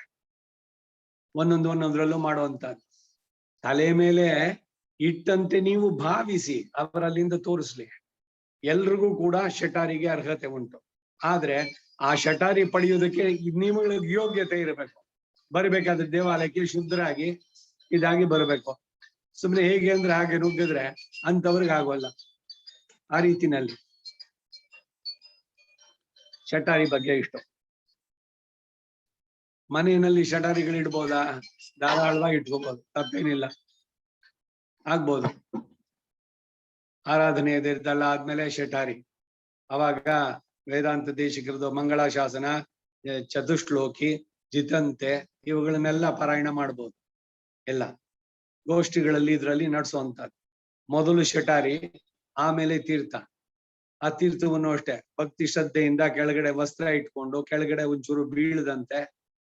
ಭಗವಂತನಿಗೆ ಎಷ್ಟು ಪ್ರಾಶಸ್ತ್ಯ ಇದೆಯೋ ತೀರ್ಥಕ್ಕೂ ಅಷ್ಟೇ ಪ್ರಾಶಸ್ತ್ಯ ಇದೆ. ಆ ತೀರ್ಥ ಕೊಟ್ಟಿದ್ದನ್ನ ಬ್ರಹ್ಮ ತೀರ್ಥ ಅಂದ್ರೆ ಈ ವೇಸ್ಟ್ ಹತ್ರ ಅಂದ್ರೆ ಕೈನ ಇದೆಯಲ್ಲ ಕಂಕಣ ಕಟ್ಕೊಳ್ತೀವಿ ಆ ಜಾಗದಲ್ಲಿ, ಅಲ್ಲಿಂದ ಕೈಯನ್ನ ಮೇಲೆ ಕೆತ್ತಬೇಕು. ಸೊರ್ರು ಅಂತ ಎಳೆದು ಎಂಜಲ್ ಮಾಡ್ಕೊಂಡು ಮಾಡಬಾರ್ದು. ಒಂದೊಂದು ತೀರ್ಥವನ್ನು ಸಪರೇಟ್ ಆಗಿ ತಗೋಬೇಕು. ಅವ್ರಿಗೆಲ್ಲ 3 ಸಲ ಹಾಕೋದು, ಒಂದ್ ಲೋಟನೇ ಬಗ್ಸಿ ಕೊಡ್ಬೋದಲ್ಲ, 3 ಸಲ ಕೊಡೋದೇನು? ಇವಕ್ಕೂ ಎಲ್ಲ ಇದೆ. ಪ್ರಥಮಂ ಕಾಯ ಶುದ್ಧಿ, ದ್ವಿತೀಯಂ ಧರ್ಮ ಸಾಧನಂ, ತೃತೀಯಂ ಮೋಕ್ಷಾರ್ಥಂ, ಚತುರ್ಥಂ ಶಿರಸಿ ಧಾರಯತ್ತೆ. ಇದಕ್ಕೆ ಇನ್ಯಾರ್ದೋ ತಲೆ ಉಪಯೋಗಿಸೋದು. ಎಂಜಲ್ ಮಾಡಿರ್ತಾರೆ, ಅದ್ ತೆಗೆದು ಅವ್ರ ತಲೆ ಮೇಲೆನೆ ಎಂಜಲ್ ಹಾಕೊಳ್ತಾರೆ ಅಂತ. ಈಗ ಸಂಧ್ಯಾವನೆ ಮಾಡಿದ್ರೆ ಏನು ಸಗಣಿ ಹಚ್ತೀರಾ? ಅಲ್ಲಿ ಅದು ಎಂಜಲು ಅಂತ ಆಗತ್ತಾ? ಯಾರು ಏನ್ ತಲೆ ಹೊತ್ತ ಬರುತ್ತೋ ಗೊತ್ತಿಲ್ಲ. ಕುತರ್ಕಗಳನ್ನೇ ತರ್ತಾರೆ ಒಂದೊಂದಕ್ಕೂ ಕೂಡ. ದೇವರ ತೀರ್ಥ ತಗೊಂಡಿದ್ದು. ಇನ್ನು ವಿಷಯ ಜಾಸ್ತಿ ಬೇಕು ಅಂದ್ರೆ ವೇದಾಂತ ದೇಶಿಕರ ಸಚ್ಚರಿತ ರಕ್ಷೆ ಓದಿ. ಅದರಲ್ಲಿ ಭಗವನ್ ನಿವೇದಿತ ಅಧಿಕಾರ ಇದೆ, ಊರ್ಧ್ವಪುಂಡ್ರ ಅಧಿಕಾರ ಇದೆ. ಆ 3 ರಕ್ಷೆಗಳಿದೆಯಲ್ಲ, ಅದರಲ್ಲಿ ಚರ್ಚೆಗಳು ಬಹಳ ದೊಡ್ಡದು. ಏನೇನ್ ಕೇಳ್ತಿರೋ ಆಬ್ಜೆಕ್ಷನ್ಸ್ ಎಲ್ಲದಕ್ಕೂ ಆನ್ಸರ್ ಹೇಳ್ತಾರೆ ಅವರಲ್ಲಿ. ಪ್ರತಿಯೊಂದಕ್ಕೂ ಕೂಡ ಉತ್ತರ ಇದೆ.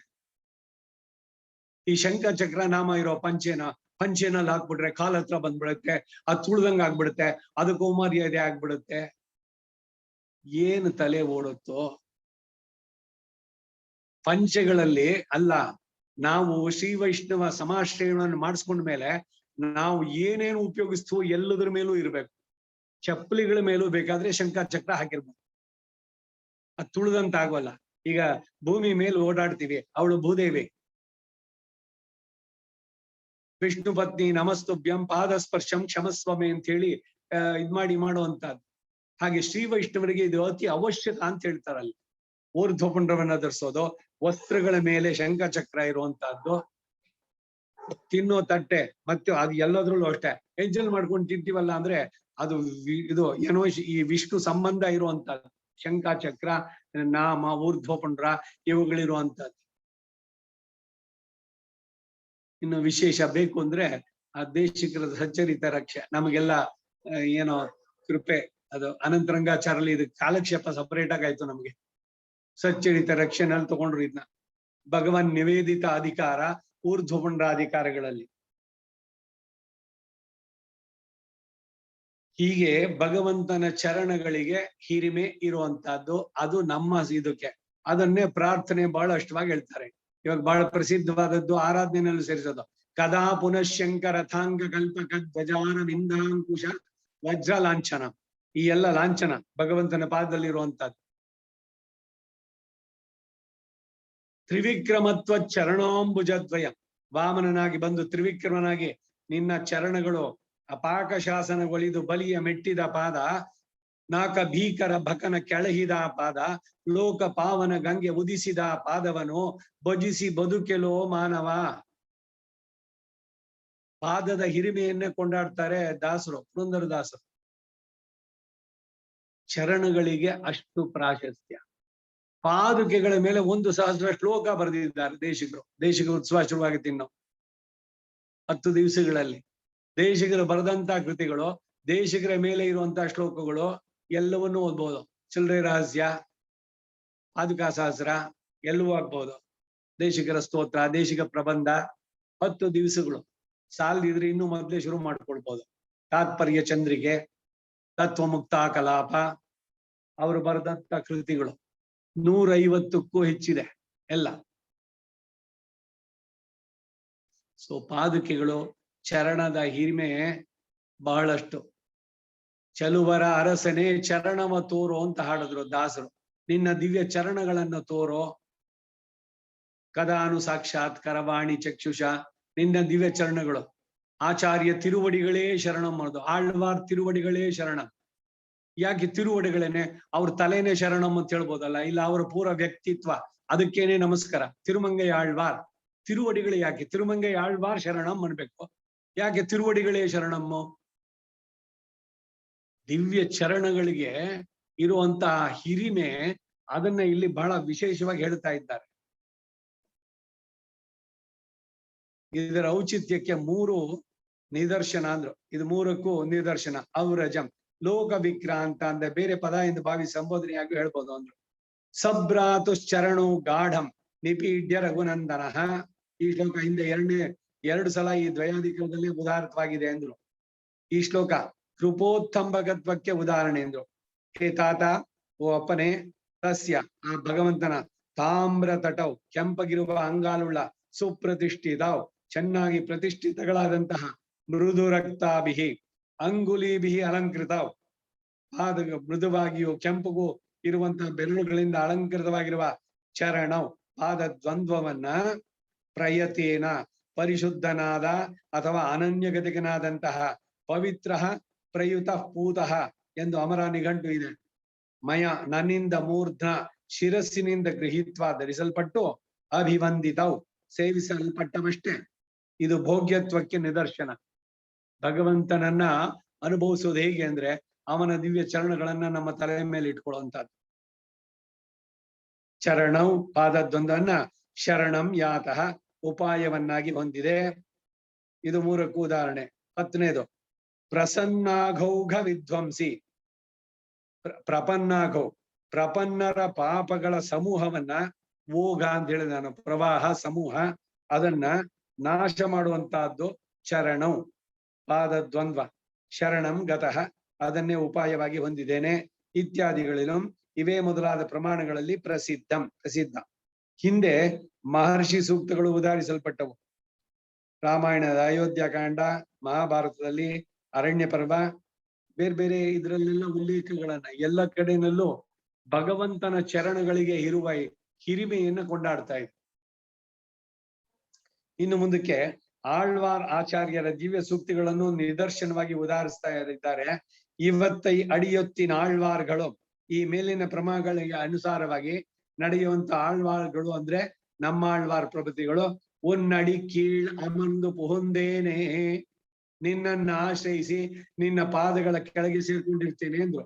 ಅವುಗಳನ್ನು ಉಪಾಯವಾಗಿ ಆಶ್ರಯಿಸ್ತೇನೆ ಎಂದ್ರು ಎಂಬುದಾಗಿ ತ್ವತ್ಪಾದ ಮೂಲಂ, ಭಗವಂತನಾದ ನಿನ್ನ ಪಾದ ಮೂಲವನ್ನ ಶರಣಂ ಪ್ರಪದ್ಯೆ ಉಪಾಯವನ್ನಾಗಿ ಹೊಂದಿದೆ ಇವೆಲ್ಲ ಎಂದು ಎಂಬುದಾಗಿ ಅರುಳಿಚ್ಛೆಯಿದಾರ್ಗಳು. ಹೀಗೆ ಔಚಿತ್ಯದಿಂದ ಕೃಪಾ ಉತ್ತಂಬಕ ಎಂಬ ಭಾವದಿಂದಲೂ ಭೋಗ್ಯ ಭಾವದಿಂದಲೂ ಭಗವಂತನ ಪಾದದ್ವಂದ್ವವನ್ನ ಆಶ್ರಯಿಸಿ ಹಿಂದಿನ ಪಾಪಗಳನ್ನೆಲ್ಲ ಹೋಗಲಾಡಿಸಿಕೊಂಡು ಮೋಕ್ಷಕ್ಕೆ ಮಾರ್ಗ ಮಾಡಿಕೊಂಡರು ಎಂಬ ಭಾವ.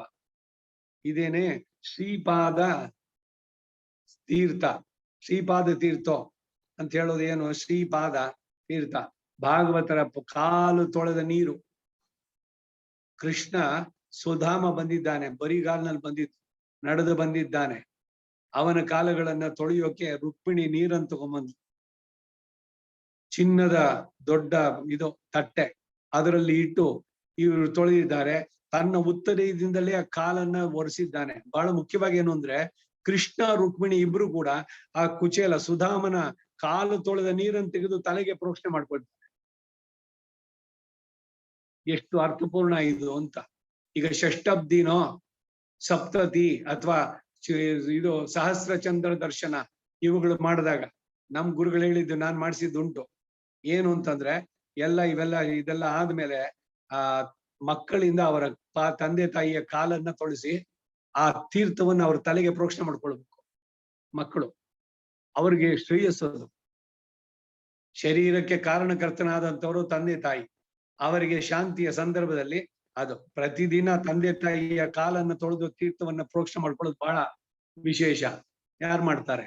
ಅದರ ಹಿರಿಮೆ ಗೊತ್ತಾದವರು ತಿಳ್ಕೊಳ್ಬೇಕಾದ. ರಂಗಪ್ರಿಯರನ್ನ ಪೂರ್ಣ ಕುಂಭದೊಂದಿಗೆ ಸ್ವಾಗತ. ಕಾಲನ್ನ ತೊಳೆದಿದ್ದು ಶಿಷ್ಯರು ಬಂದ್ರು, ಬೇಗ ನೀರನ್ನು ತಗೊಂಡು ಎಲ್ಲರೂ ಪ್ರೋಕ್ಷಣೆ ತಲೆ ಮೇಲೆ. ಪಾದ ತೊಳೆದ ನೀರಿಗೆ ಎಷ್ಟು ಪ್ರಾಶಸ್ತ್ಯ ಇದೆ ನೋಡಿ. ಶ್ರೀಪಾದ ತೀರ್ಥ ಅಂತಾನೆ ಅದಕ್ಕೆ ಹೆಸರು. ಹೀಗೆ ಚರಣ, ಭಗವಂತನ ಪಾದಗಳು, ಭಾಗವತರ ಪಾದಗಳಿಗೂ ಅಷ್ಟೇನೆ ಪ್ರಾಶಸ್ತ್ಯ.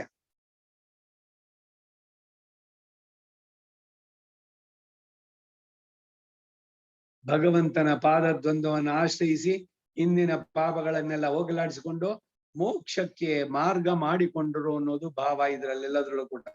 ಸೌಗಂಧ್ಯ, ಸರ್ವಗಂಧ ಎಂದು ಶ್ರುತಿಯಲ್ಲಿ ಹೇಳಿರುವ ಹಾಗೆ ಅನುಕೂಲ ಗಂಧವು ಸೌಕುಮಾರ್ಯ, ಸುಕುಮಾರೋ ಮಹಾಬಲವು ಎಂದು ಮಹರ್ಷಿ ಹೇಳಿರೋ ಹಾಗೆ ಮಹಾಬಲ ಇದ್ದರೂ ಕೂಡ ಮೃದುವಾಗಿರುವ ಸ್ವಭಾವ, ಆದಿ ಲಾವಣ್ಯ ಯೌವನಾದಿಗಳನ್ನು ಹೇಳಲ್ಪಟ್ಟಿದೋ ಇಂತಹ ಗುಣ ವಿಗ್ರಹವಾನ್, ಗುಣಗಳಿಂದ ಸೇರಿದ ದಿವ್ಯ ಮಂಗಳ ವಿಗ್ರಹವನ್ನು ಹೊಂದಿದವನು, ಅಥವಾ ಅಂತಹ ಗುಣಗಳೇನು, ಶುಭಾಶ್ರಯವಾದ ವಿಗ್ರಹ ಏನು, ಇವುಗಳನ್ನು ಹೊಂದಿದವನು ಹರಿಹಿ ಶ್ರೀ ಮಹಾವಿಷ್ಣುವು.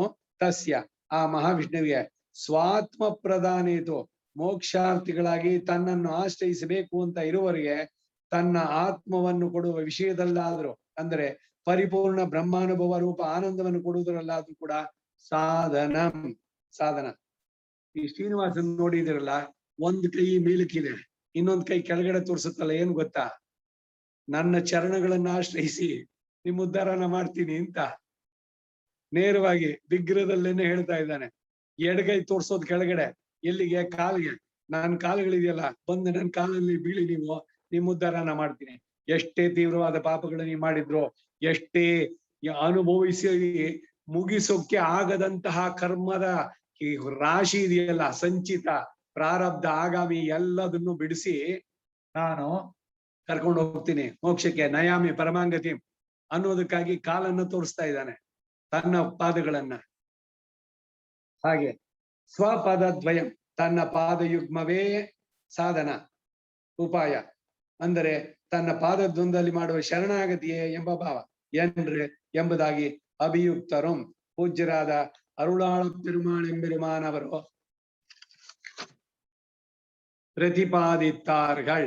ಪ್ರತಿಪಾದಿಸಿ ಹೇಳಿದ್ರು. ಇವರ ವೃತ್ತಾಂತವನ್ನ ಹಿಂದೆ ಪುಟನದಲ್ಲಿ ಹೇಳಿದೆ ಅಂತಂದ್ರು. ಮೂವಾಯಿರಪ್ಪಡಿ ಗುರು ಪರಂಪರಾ ಸಾರದ 7ನೇ ಪುಟದಲ್ಲಿ ನೋಡಿ, ಇಲ್ಲಿಯೂ ಭೋಗ್ಯತ್ವ ಉಪಪಾದಿತ ಶರಣ್ಯನಾದ ಮುಕುಂದನಿಗೂ ತನ್ನ ಪದದ್ವಂದ ಮೂಲಕವಾಗಿಯೇ ಮುಕ್ತಿಯನ್ನು ಈಯಲು ಅಭಿಮತ ಎಂಬ ಭಾವವನ್ನ ಈ ಪೂಜ್ಯರು ಸಂದರ್ಶಿಸಿದರು ಎಂಬ ತಾತ್ಪರ್ಯ. ಸಾರ ಪ್ರಕಾಶಿಕೆಯವರ ಅಭಿಯುಕ್ತರು ಶ್ರೀ ಪರಾಶರ ಭಟ್ರು ಅಂತ ಹೇಳ್ತಾರೆ. ಸಾರ ವಿವರಣೆಯವರು ಅರುಳಾಳ ಪೆರುಮಾಳ್ ಎಂಬೆರುಮಾರ್ ಎಂದೇ ಹೇಳ್ತಾರೆ.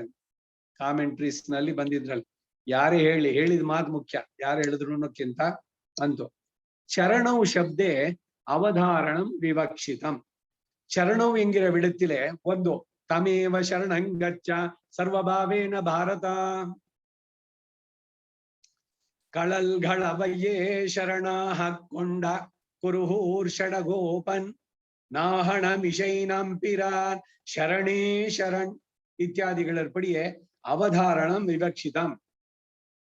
ಚರಣವು ಇತಿ ದ್ವಿವಚನಾತ್ ಪೂರ್ವಗಂಡೆ ಶ್ರೀಯೋಪುಪಾಯತ್ವಾನು ಪ್ರಪತ್ತಿರಿತ್ಯತ್ರ ಅಂದ್ ಮುಂದಿಂದ ನೋಡೋಣ. ಇದಿಷ್ಟಕ್ಕೆ ನೋಡೋಣ ಇವಾಗ.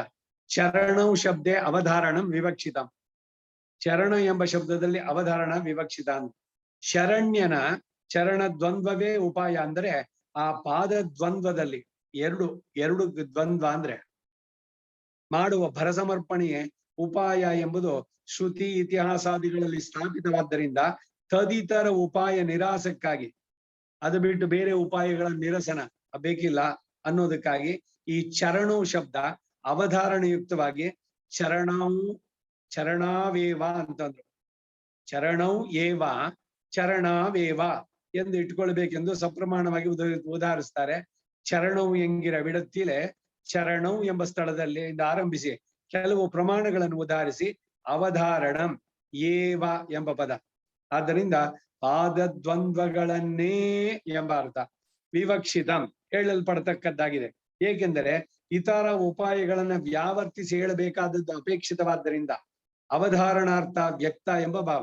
ಆ ಪ್ರಮಾಣಗಳು ಯಾವುದು ಅಂದ್ರೆ ತಮೇವ ಶರಣಂಗಚ್ಚ ಸರ್ವಭಾವೇನ ಭಾರತ ತತ್ ಪ್ರಸಾದಾತ್ ಪರಾಂ ಶಾಂತಿಂ ಸ್ಥಾನಂ ಪ್ರಾಪ್ಯಸಿ ಶಾಶ್ವತಂ. ಭಗವದ್ಗೀತೆ 18ನೇ ಅಧ್ಯಾಯ 62ನೇ ಶ್ಲೋಕ. ತಮೇವ ಶರಣಂಗಚ್ಚ, ಸರ್ವರಿಗೂ ಶಾಸ್ತ್ರವಾಗಿ ನಿಯಾಮಕನಾಗಿ ಶರಣ್ಯನನ್ನೇ ಉಪಾಯವಾಗಿ ಹೊಂದು ಎಂದರೆ ಆತನ ಪಾದ ದ್ವಂದ್ವದಲ್ಲೇ ಶರಣಾಗತಿಯನ್ನು ಅನುಷ್ಠಿಸು ಎಂಬ ಭಾವ. ಸರ್ವಭಾವೇನ ಶರಣಂಗಚ್ಚ ಎಂದಿರೋದ್ರಿಂದ ನಿನ್ನ ಮನೋಭಾವಾನುಸಾರವಾಗಿ ಶರಣವನ್ನು ಹೊಂದು. ಆ ಪರಮ ಪುರುಷನ ಅನುಗ್ರಹದ ಮೂಲಕ ಸರ್ವ ಕರ್ಮ ಬಂಧ ರೂಪವಾದ ಕ್ಲೇಶಗಳಿಂದ ಉಪಶಮನವನ್ನ, ಶಾಶ್ವತವಾದ ದಿವ್ಯ ವೈಕುಂಠ ಪ್ರಾಪ್ತಿಯನ್ನು ಹೊಂದುತ್ತೀಯ ಎಂಬುದು ಈ ಶ್ಲೋಕದ ಅರ್ಥ. ಇಲ್ಲಿ ತಮೇವ ಶರಣಂಗಚ್ಚ ಅಂದಿರೋದಕ್ಕೆ ಅಭಿಪ್ರಾಯ ತತ್ ಚರಣಾವೇವ ಶರಣಂಗಚ್ಚ ಎಂಬ ಭಾವದಿಂದಲೂ ಅವಧಾರಣ ಪ್ರದರ್ಶನಕ್ಕಾಗಿ ಉದಾಹರಿಸಿದ್ದಾರೆ. ಸರ್ವ ವಾಕ್ಯವು ಅವಧಾರಣಯುಕ್ತವಾದ್ದಾಗಿ ಆತನ ಪಾದಗಳನ್ನೇ ರಕ್ಷಕವನ್ನಾಗಿ ಆಗಲಿ ಅಥವಾ ಉಪಾಯವನ್ನಾಗಲಿ ಅವಲಂಬಿಸು, ಇನ್ನು ಯಾವುದನ್ನು ಅವಲಂಬಿಸುವುದು ನಿರರ್ಥಕ ಎಂಬ ಭಾವದಿಂದ ಹೇಳಿದ ವಾಕ್ಯವಾದ್ದರಿಂದ ಶರಣಗಳಲ್ಲದ ಇತರ ವಾದದ್ದನ್ನ ವ್ಯಾವರ್ತಿಸಿ ಹೇಳೋದು, ಅದಕ್ಕೆ ವಿಪರೀತವಾಗಿ ಅದೆಲ್ಲ ಬೇಡ ಅನ್ನೋದನ್ನ ಸ್ಪಷ್ಟವಾಗಿ ಹೇಳೋದು ಆ ಪ್ರಕೃತಕ್ಕೆ ಬೇಕಾದ್ದರಿಂದ ಏವ ಎಂಬ ಅವಧಾರಣವನ್ನ ಚರಣಾವೇವ ಎಂದು ಚರಣೌ ಶಬ್ದದ ಮೇಲೆ ಹಾಕತಕ್ಕದ್ದು ಎಂಬ ಭಾವ. ಕಳಲ್ಗಳ ಅವಯೇ ಶರಣಾಹ, ಶರಣ್ಯನ ಆ ಪದದ್ವಂದ್ವಗಳನ್ನೇ ಶರಣಾಹ ಉಪಾಯವಾಗಿ ಸ್ವೀಕರಿಸಿದ್ರು ಎಂಬ ಭಾವ. ನಾಹಣ ಮಿಷೈನಂ ಪಿರಾನ್ ಶರಣೇ ಶರಣೆಂದ್ರೆ எமக்கென்னு நாள் தொறும் ஏக சிந்தையினாய் குருகூர் ஷடகோபன்மாரன் ஆகநூத்த அந்தாதி ஆயிரத்துள் இவையுமோர் பத்தும் வல்லார் மாக வைகுந்தத்து மகிழ் வைதுவர் வைகலுமே. ನಾಹಣಮಿಷೈ ಆದಿಶೇಷನನ್ನೇ ಹಾಸಿಯಾಗಿ ಉಳ್ಳಂತಹ ನಂಪಿರಾನ್ ನಮ್ಮ ಸ್ವಾಮಿಯಾಗಿ ಆಶ್ರಿತರ ವಿಷಯದಲ್ಲಿ ಪರೋಪಕಾರಕನಾದವನ ಶರಣೆ ಚರಣಗಳೇ.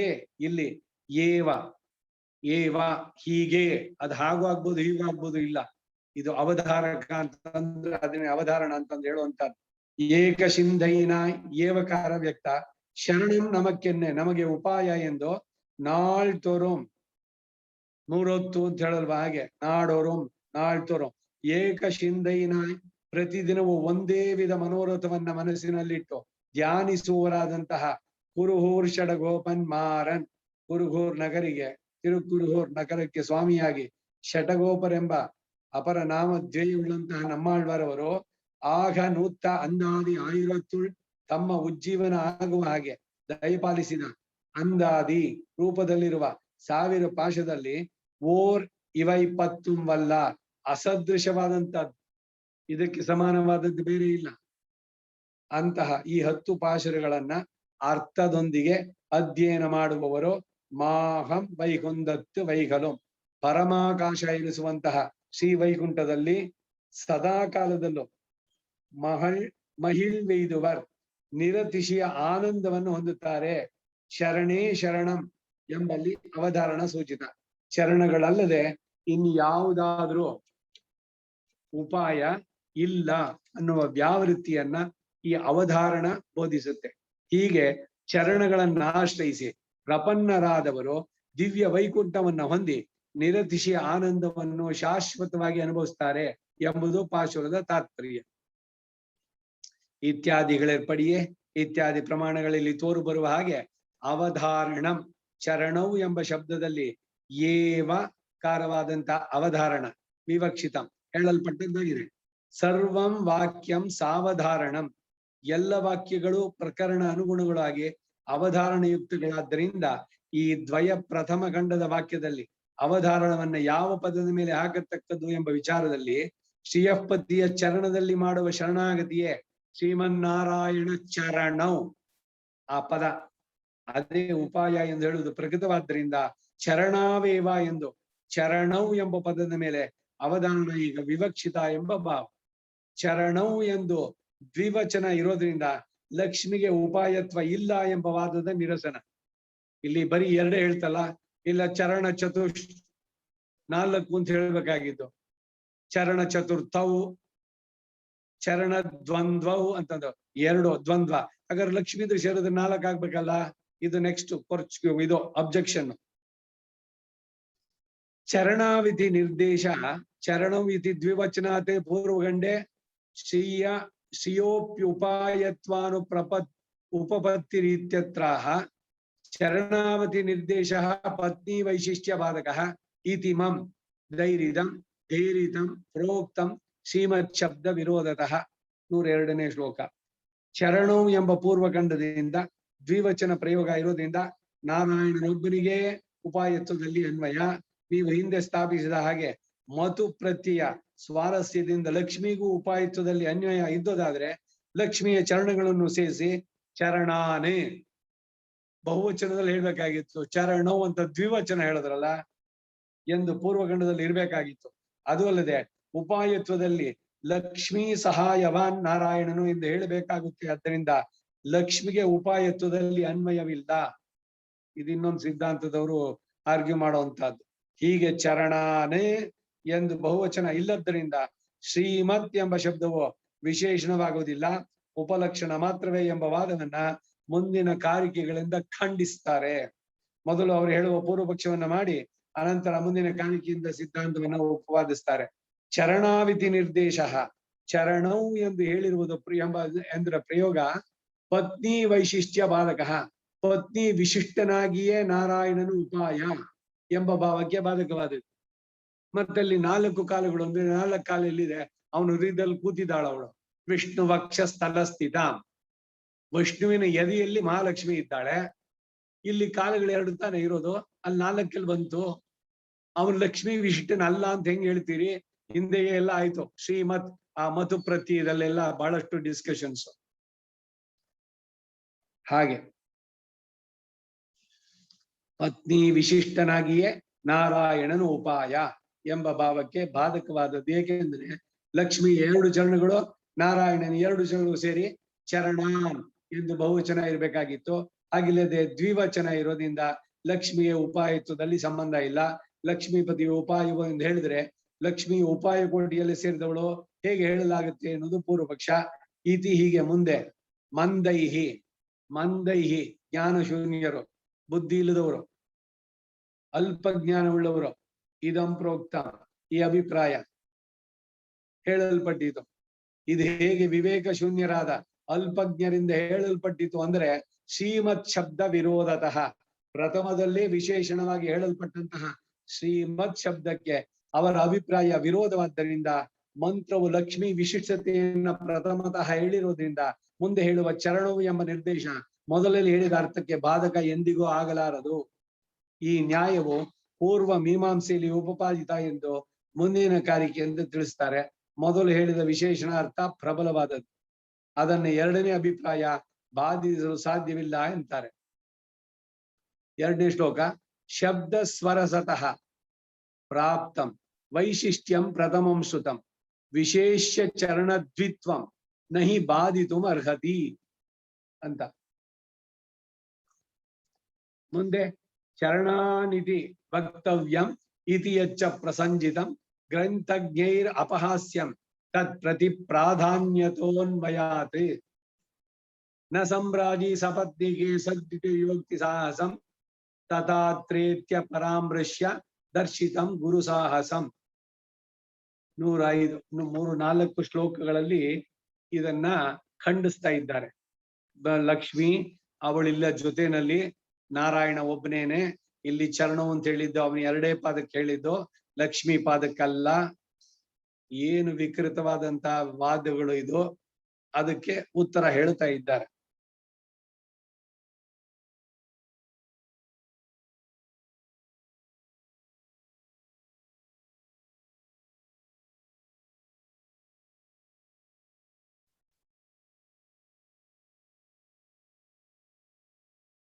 ಪತ್ನಿ ವೈಶಿಷ್ಟ್ಯ ಬಾಧಕ, ಪತ್ನಿ ವಿಶಿಷ್ಟನಾಗಿಯೇ ನಾರಾಯಣ ಉಪಾಯ ಎಂಬ ಭಾವಕ್ಕೆ ಬಾಧಕವಾದ್ದು ಅಂತ ಹೇಳಿದ್ರು. ಹೀಗೆ ಮಂದರು ಅಲ್ಪಜ್ಞರಾದಂಥವ್ರು ಹೇಳಿದ್ದು ಅಂತಂದ್ರು. ಅದನ್ನ ಮುಂದೆ ಹೇಳುವ ಚರಣವು ಎಂಬ ನಿರ್ದೇಶ ಮೊದಲೇ ಹೇಳಿದ ಅರ್ಥಕ್ಕೆ ಬಾಧಕ ಎಂದಿಗೂ ಆಗಲಾರದು.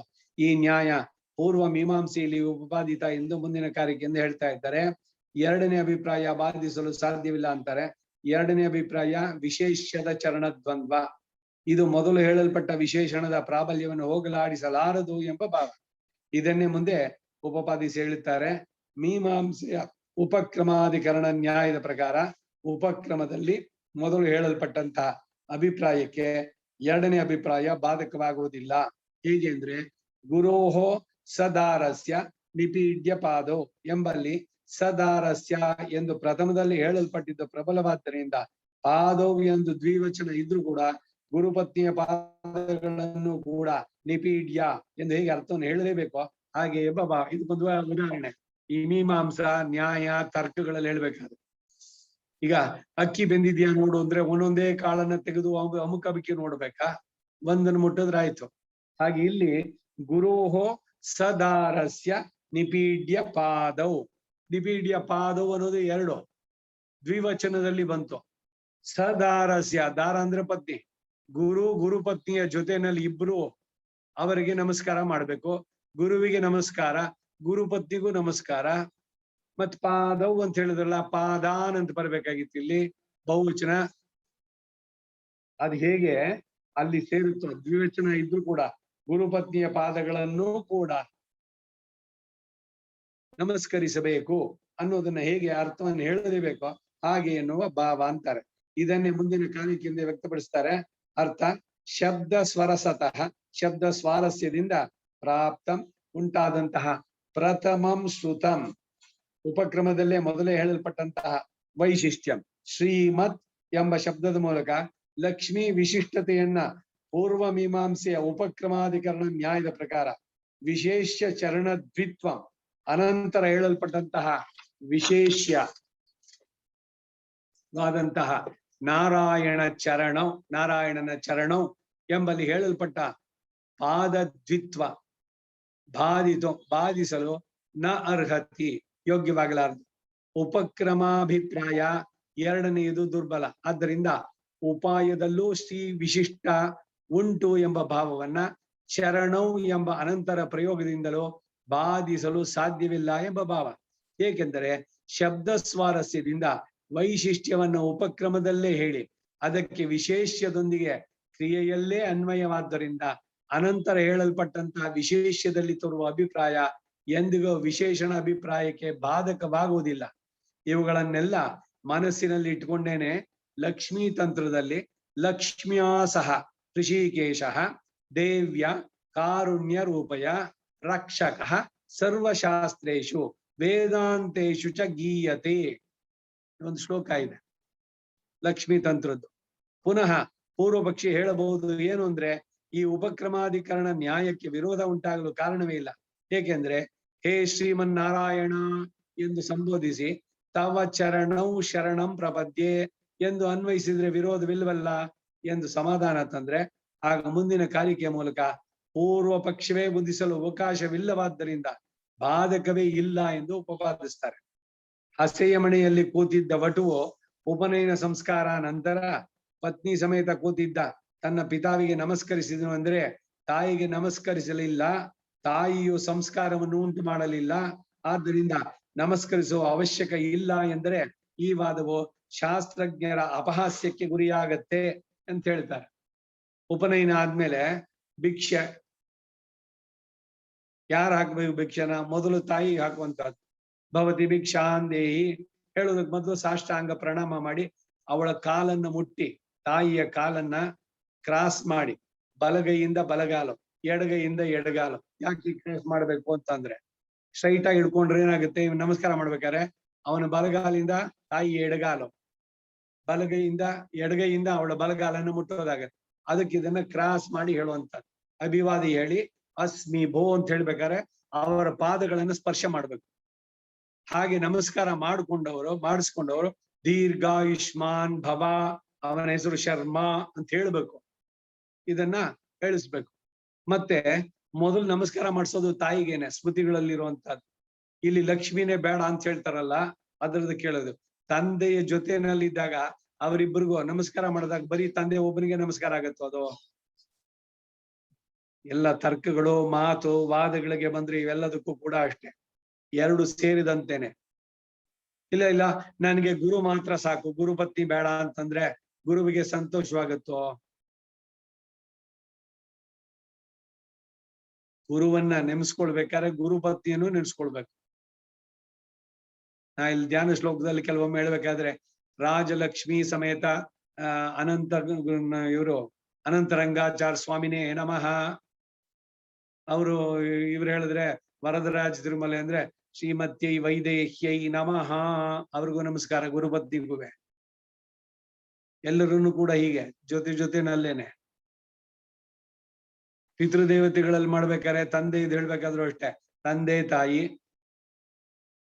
ತಾತ ಅಜ್ಜಿ ತಾತ ಎಲ್ಲ ಜೊತೆನಲ್ಲೇ ಬರುವಂತಹದ್ದು ದ್ವಿತ್ವ ಎಲ್ಲದರಲ್ಲೂ ಕೂಡ. ಲಕ್ಷ್ಮಿ ಅನ್ನೋದು ಅವರವರ ಜೊತೆನಲ್ಲಿ ಸೇರಿದ್ದು ಪಾರ್ಟ್ ಅದು. ಹಾಗೆ ಲಕ್ಷ್ಮ್ಯಾ ಸಹ ಋಷಿಕೇಶೋ ದೇವ್ಯ ಕಾರುಣ್ಯ ರೂಪಯ ರಕ್ಷಕ ಸರ್ವಶಾಸ್ತ್ರೇಷು ವೇದಾಂತೇಶು ಚ ಗೀಯತೆ ಅಂತ ಹೇಳಿದ್ದು ಹೀಗೆ. ಆದ್ದರಿಂದ ಚರಣಾನೇ ಇತಿ ಲಕ್ಷ್ಮೀ ನಾರಾಯಣರು ಸೇರಿ 4 ಪಾದಗಳಾದ್ದರಿಂದ ಚರಣಾನೇ ಪಾದಗಳನ್ನು ಎಂದು ಬಹುವಚನವಾಗಿ ವಕ್ತವ್ಯಮಿತಿ ಹೇಳತಕ್ಕದ್ದು ಎಂಬ ಯಚ್ಚ ಪ್ರಸಂಜಿತಂ ಯಾವ ಯುಕ್ತಿವಾದ ಪ್ರಸಂಗ ಹೇಳಲ್ಪಟ್ಟಿತೋ ತತ್ ಅದು ಗ್ರಂಥಜ್ಞೈಹಿ ಶಾಸ್ತ್ರ ಗ್ರಂಥಗಳನ್ನ ತಿಳಿದಿರುವುದರಿಂದ ಅಪಹಾಸ್ಯಂ ಯಾರು ಶಾಸ್ತ್ರವನ್ನ ಸರಿಯಾಗಿ ತಿಳಿದಿದ್ದಾರೋ ಅವರ ಪರಿಹಾಸ ಮಾಡಲು ಯೋಗ್ಯವಾಗತ್ತೆ. ಇಲ್ಲ ಭಗವಂತ ಒಬ್ಬನ ಮಾತ್ರ ಸಾಕು, ಅವಳು ಬೇಡ ಅಂತ ಅನ್ನೋದಾಗ್ಲಿ ಇವೆಲ್ಲ. ಇದೇ ರೀತಿ ಆ ಲಕ್ಷ್ಮೀ ಸಹಸ್ರಂ ಬಗ್ಗೆ ಒಂದ್ಸಲ ಹೇಳಿದ್ದೆ, ನಿಮ್ಗೆ ನೆನಪಿದೆಯೋ ಇಲ್ವೋ ಗೊತ್ತಿಲ್ಲ. ಈ ಚಂಪು ಕಾವ್ಯಗಳನ್ನು ಬರ್ದವನು ವಿಶ್ವಗುಣಾದರ್ಶ ಚಂಪು. ಅವನು ಆ ಕಥೆನಲ್ಲಿ ಲಕ್ಷ್ಮೀ ಸಹಸ್ರಂನಲ್ಲಿ ಆತ್ರೇಯ ವೆಂಕಟಾದ್ವರಿ ಆ ಕತೆ ಏನ್ ಮಾಡಿದಾರೆ ಗೊತ್ತಾ? ಈ ಪರಾಂಕುಶಾಚಾರ್ಯ ಮಗ ರಾಮಾನುಜಮೇ ಅದಕ್ಕೆ ಎಡಿಷನ್ ಇದ್ ಮಾಡಿದ್ರು. ನಾವು ಆ ಪುಸ್ತಕ ಸಂಸ್ಕೃತದಲ್ಲಿ ಹಾಕಿದ್ವಿ, ಲಕ್ಷ್ಮೀ ಸಹಸ್ರಂ. ಆ ಕಥೆನಲ್ಲಿ ಏನ್ ಬರುತ್ತೆ ಅಂದ್ರೆ, ಶ್ರೀನಿವಾಸನನ್ನ ಇವನ್ ಕಾಮೆಂಟ್ ಮಾಡ್ದ, ಇವನ್ ಕಣ್ಣು ದೃಷ್ಟಿ ಹೋಯ್ತು. ಅದಕ್ಕೆ ಶ್ರೀನಿವಾಸನ ಹತ್ರನೇ ಚಾಲೆಂಜ್ ಮಾಡಿದಂತೆ, ನಿನ್ನ ಕೃಪೆ ಇಲ್ಲದೆ ಲಕ್ಷ್ಮಿಯಿಂದ ನಾನು ನನ್ನ ಕಣ್ಣಿನ ದೃಷ್ಟಿಯನ್ನು ಪಡಿತೀನಿ ಅಂತ ಹೇಳ್ಬಿಟ್ಟು ಆ ತಿರುಚಾನೂರು ಲಕ್ಷ್ಮಿ ಮೇಲೆ 1,000 ಶ್ಲೋಕಗಳನ್ನು ಬರೆದಿದ್ದಾನೆ. ಅದು ಲಕ್ಷ್ಮೀ ಸಹಸ್ರಂ. ಇದು ಲಕ್ಷ್ಮೀ ಸಹಸ್ರನಾಮ ಬೇರೆ. ಈ ಲಕ್ಷ್ಮೀ ಸಹಸ್ರಂ ಅನ್ನೋದು ವೆಂಕಟಾದ್ವರಿ, ಇದು ಕೃತಿ ಆತ್ರೇಯ ವೆಂಕಟಾದ್ವರಿ ಅವನು ಬರೆದಿದ್ದು ಅಂತ. ಇದು ಯಾವುದೋ ಒಂದು ಉದಾಹರಣೆ, ಇವುಗಳನ್ನ ಇಟ್ಕೊಂಡು ಮಾಡೋದಲ್ಲ. ಈಗ ಅವನು ಧಿಕ್ಕರಿಸ್ಬಿಟ್ಟ ಶ್ರೀನಿವಾಸನನ್ನ ಅಂತ ಹೇಳುವುದು ಸರಿಯಲ್ಲ. ಇವೆಲ್ಲ ಈ ರೀತಿ ವ್ಯಾಖ್ಯಾನ ಮಾಡೋದೇ ತಪ್ಪು. ಸಂಪ್ರದಾಯ ಇವುಗಳಲ್ಲಿ ಏನಿದೆ ಅಂದ್ರೆ, ಲಕ್ಷ್ಮೀ ವಿಷ್ಣುನಾದಂತ ಭಗವಂತನೇನೆ. ಹಾಗಂತ ಹೇಳಿದಾಗ ಚರಣಾನ್ ಅಂತ ಹೇಳ್ಬೇಕಾಗಿಲ್ಲ. ಶರಣಂತೆ ಧ್ವಜಂ ವಿಭೋ ದ್ವಿವಚನದಲ್ಲಿ ಹೇಳ್ಬೇಕಾದ್ರೆ ಚರಣೌ ಶ್ರೀಮನ್ನಾರಾಯಣ ಚರಣೌ ಶರಣಂ ಪ್ರಪದ್ಯ ಅಂತಂದಾಗ ಮಹಾಲಕ್ಷ್ಮಿಯನ್ನ ಬಿಟ್ಟು ಅಂತಲ್ಲ, ಶ್ರೀಮತ್ ಅನ್ನೋ ಶಬ್ದದಲ್ಲಿ ಅದು ಬರುತ್ತೆ. ಸೊ ಶಾಸ್ತ್ರವನ್ನು ತಿಳಿದವರ ಅಪಹಾಸ್ಯಕ್ಕೆ, ಪರಿಹಾಸ ಮಾಡೋದಕ್ಕೆ ಯೋಗ್ಯವಾಗುತ್ತೆ ಇವರು ಈ ತರ ಹೇಳಿದ್ರೆ ಅಂತಂದು. ಏಕೆಂದ್ರೆ ಪತಿ ಪ್ರಾಧಾನ್ಯತೋ ಅನ್ವಯಾತೆ, ಲಕ್ಷ್ಮಿಯು ತನ್ನ ಪತಿಗೆ ಶೇಷಭೂತಳಾಗ್ಯದಿಂದ ಪತಿಗೆ ಪ್ರಾಧಾನ್ಯವನ್ನು ಕೊಟ್ಟು ಅನ್ವಯಿಸೋದ್ರಿಂದ ನಾರಾಯಣ ಚರಣವು ಶರಣಂ ಪ್ರಪದ್ಯ ಅಂತ ಹೇಳಲ್ಪಟ್ಟಿತ್ತು. ಎಲ್ಲ ಸುಮ್ನೆ ಬೆಳೆಸ್ತಾ ಹೋದ್ರೆ ಇನ್ನೂ ಆರ್ಗ್ಯುಮೆಂಟು. ಲಕ್ಷ್ಮಿ ಇವಳು ಆಂಜನೇಯನಿಗೂ ಸೀತೆಗೂ ನಡೆದಂತಹ ಸಂವಾದ. ಇದ್ರಲ್ಲಿ ಸೀತೆಗೆ ತನ್ನನ್ನು ರಕ್ಷಣೆ ಮಾಡ್ಕೊಳ್ಳೋ ಶಕ್ತಿ ಇರ್ಲಿಲ್ಲ ರಾವಣನಿಂದ. ನಾನು ಅವಳು ಇದ್ ಮಾಡ್ಕೊಂಬಂದಿದ್ದ, ಅವಳು ಪಾತಿ ಒಂದ್ಸಲಿ ಕಣ್ಣು ಬಿಟ್ಟು ಜೋರಾಗಿ ನೋಡಿದ್ದು ಸುಟ್ಟೋಗ್ತಾ ಇರೋದು. ಈ ತರದ್ದು ಬೇಕಾದಷ್ಟು ಉಲ್ಲೇಖಗಳು ಪುರಾಣದಲ್ಲಿ ಬರುತ್ತೆ. ಒಂದು ಹುಂಕಾರ ಮಾಡ್ಬೋದಿತ್ತಲ್ಲ, ಯಾಕೆ ಮಾಡ್ಲಿಲ್ಲ ಸೀತೆ?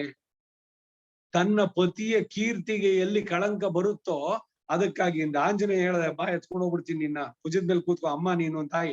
ಮಗಳ ಮಗನ ಜೊತೆ ತಾಯಿ ಬರೋದಕ್ಕೆ ಏನಾದ್ರು ಇದು ನಾಚಿಕೆನೋ ಅಥವಾ ಅದು ಸಮಾಜದಿಂದ ಏನಾದ್ರು ಇದೆಯಾ? ಏನಿಲ್ವಲ್ಲ. ಆಂಜನೇಯ ಅವಳನ್ನ ತಾಯಿ ಮಾತೆ ಅಂತಾನೆ ಸಂಬೋಧನೆ ಮಾಡ್ತಾನೆ. ಅವನಿಗೆ ಇನ್ಯಾವ ಕೆಟ್ಟ ಭಾವನೂ ಇಲ್ಲ, ಅವಳನ್ನ ಎತ್ಕೊಂಡು ಹೋಗ್ಬೇಕು ಮಾಡ್ಬೇಕು ಅಂತ. ನಿನ್ನೆ ನಾನು ಕರ್ಕೊಂಡು ಹೋಗ್ತೀನಿ ಇಲ್ಲಿಂದ, ಬೇಡ, ಅದು ಸರಿಯಾದ ಆಗೋಲ್ಲ, ನಿನಗೆ ಶಕ್ತಿ ಇದೆ. ಅದಕ್ಕಾಗಿ ಅವರು ಆಂಜನೇಯ ವಿಶ್ವರೂಪವನ್ನೇ ತೋರಿಸ್ತಾನೆ. ತಾನು ಹೇಗೆ ಶರೀರವನ್ನು ಬೆಳೆಸಿ ತೋರಿಸ್ತಾನೆ, ನೋಡು ನನಗ್ ಸಾಮರ್ಥ್ಯ ಇದೆ, ಅಲ್ಲಿಂದ ಹೇಗೆ ದಾಟಿ ಬಂದೋ ನಿನ್ನನ್ನು ಕರ್ಕೊಂಡು, ಬರೀ ನಿನ್ನನ್ನು ಅಷ್ಟೇ ಅಲ್ಲ, ಈ ಲಂಕೆನೇ ಎತ್ಬಿಟ್ಟು ತಗೊಂಡು ಹೋಗ್ಬಿಡ್ತೀನಿ ನಾನು ಬೇಕಾದ್ರೆ. ಅಷ್ಟೆಲ್ಲ ಹೇಳಿ ಸೀತೆ ಹೇಳಿದ್ದೇನು ಅಂದ್ರೆ, ರಾಮನ ಕೀರ್ತಿಗೆ ಕಳಂಕ ತರೋದಾಗತ್ತೆ. ನೀ ಕರ್ಕೊಂಡು ಹೋಗ್ಬಿಟ್ರೆ ರಾಮ ಹೇಳ್ದ, ಅವನ್ ಕರ್ಕೊಂಡ್ ಬಂದ. ಸೊ ರಾಮಂದೇನಿದೆ ಪ್ರಾಶಸ್ತ್ಯ ಅಲ್ಲಿ? ಸೊ ಪತ್ನಿ ಅವಳು ಪ್ರಾಧಾನ್ಯತೋ ಅನ್ವಯಾತ್, ಈ ಒಂದು ಕಾರಣದಿಂದಲೇನೆ ಪತ್ನಿನ ಇದ್ ಮಾಡ್ಕೊಂಡು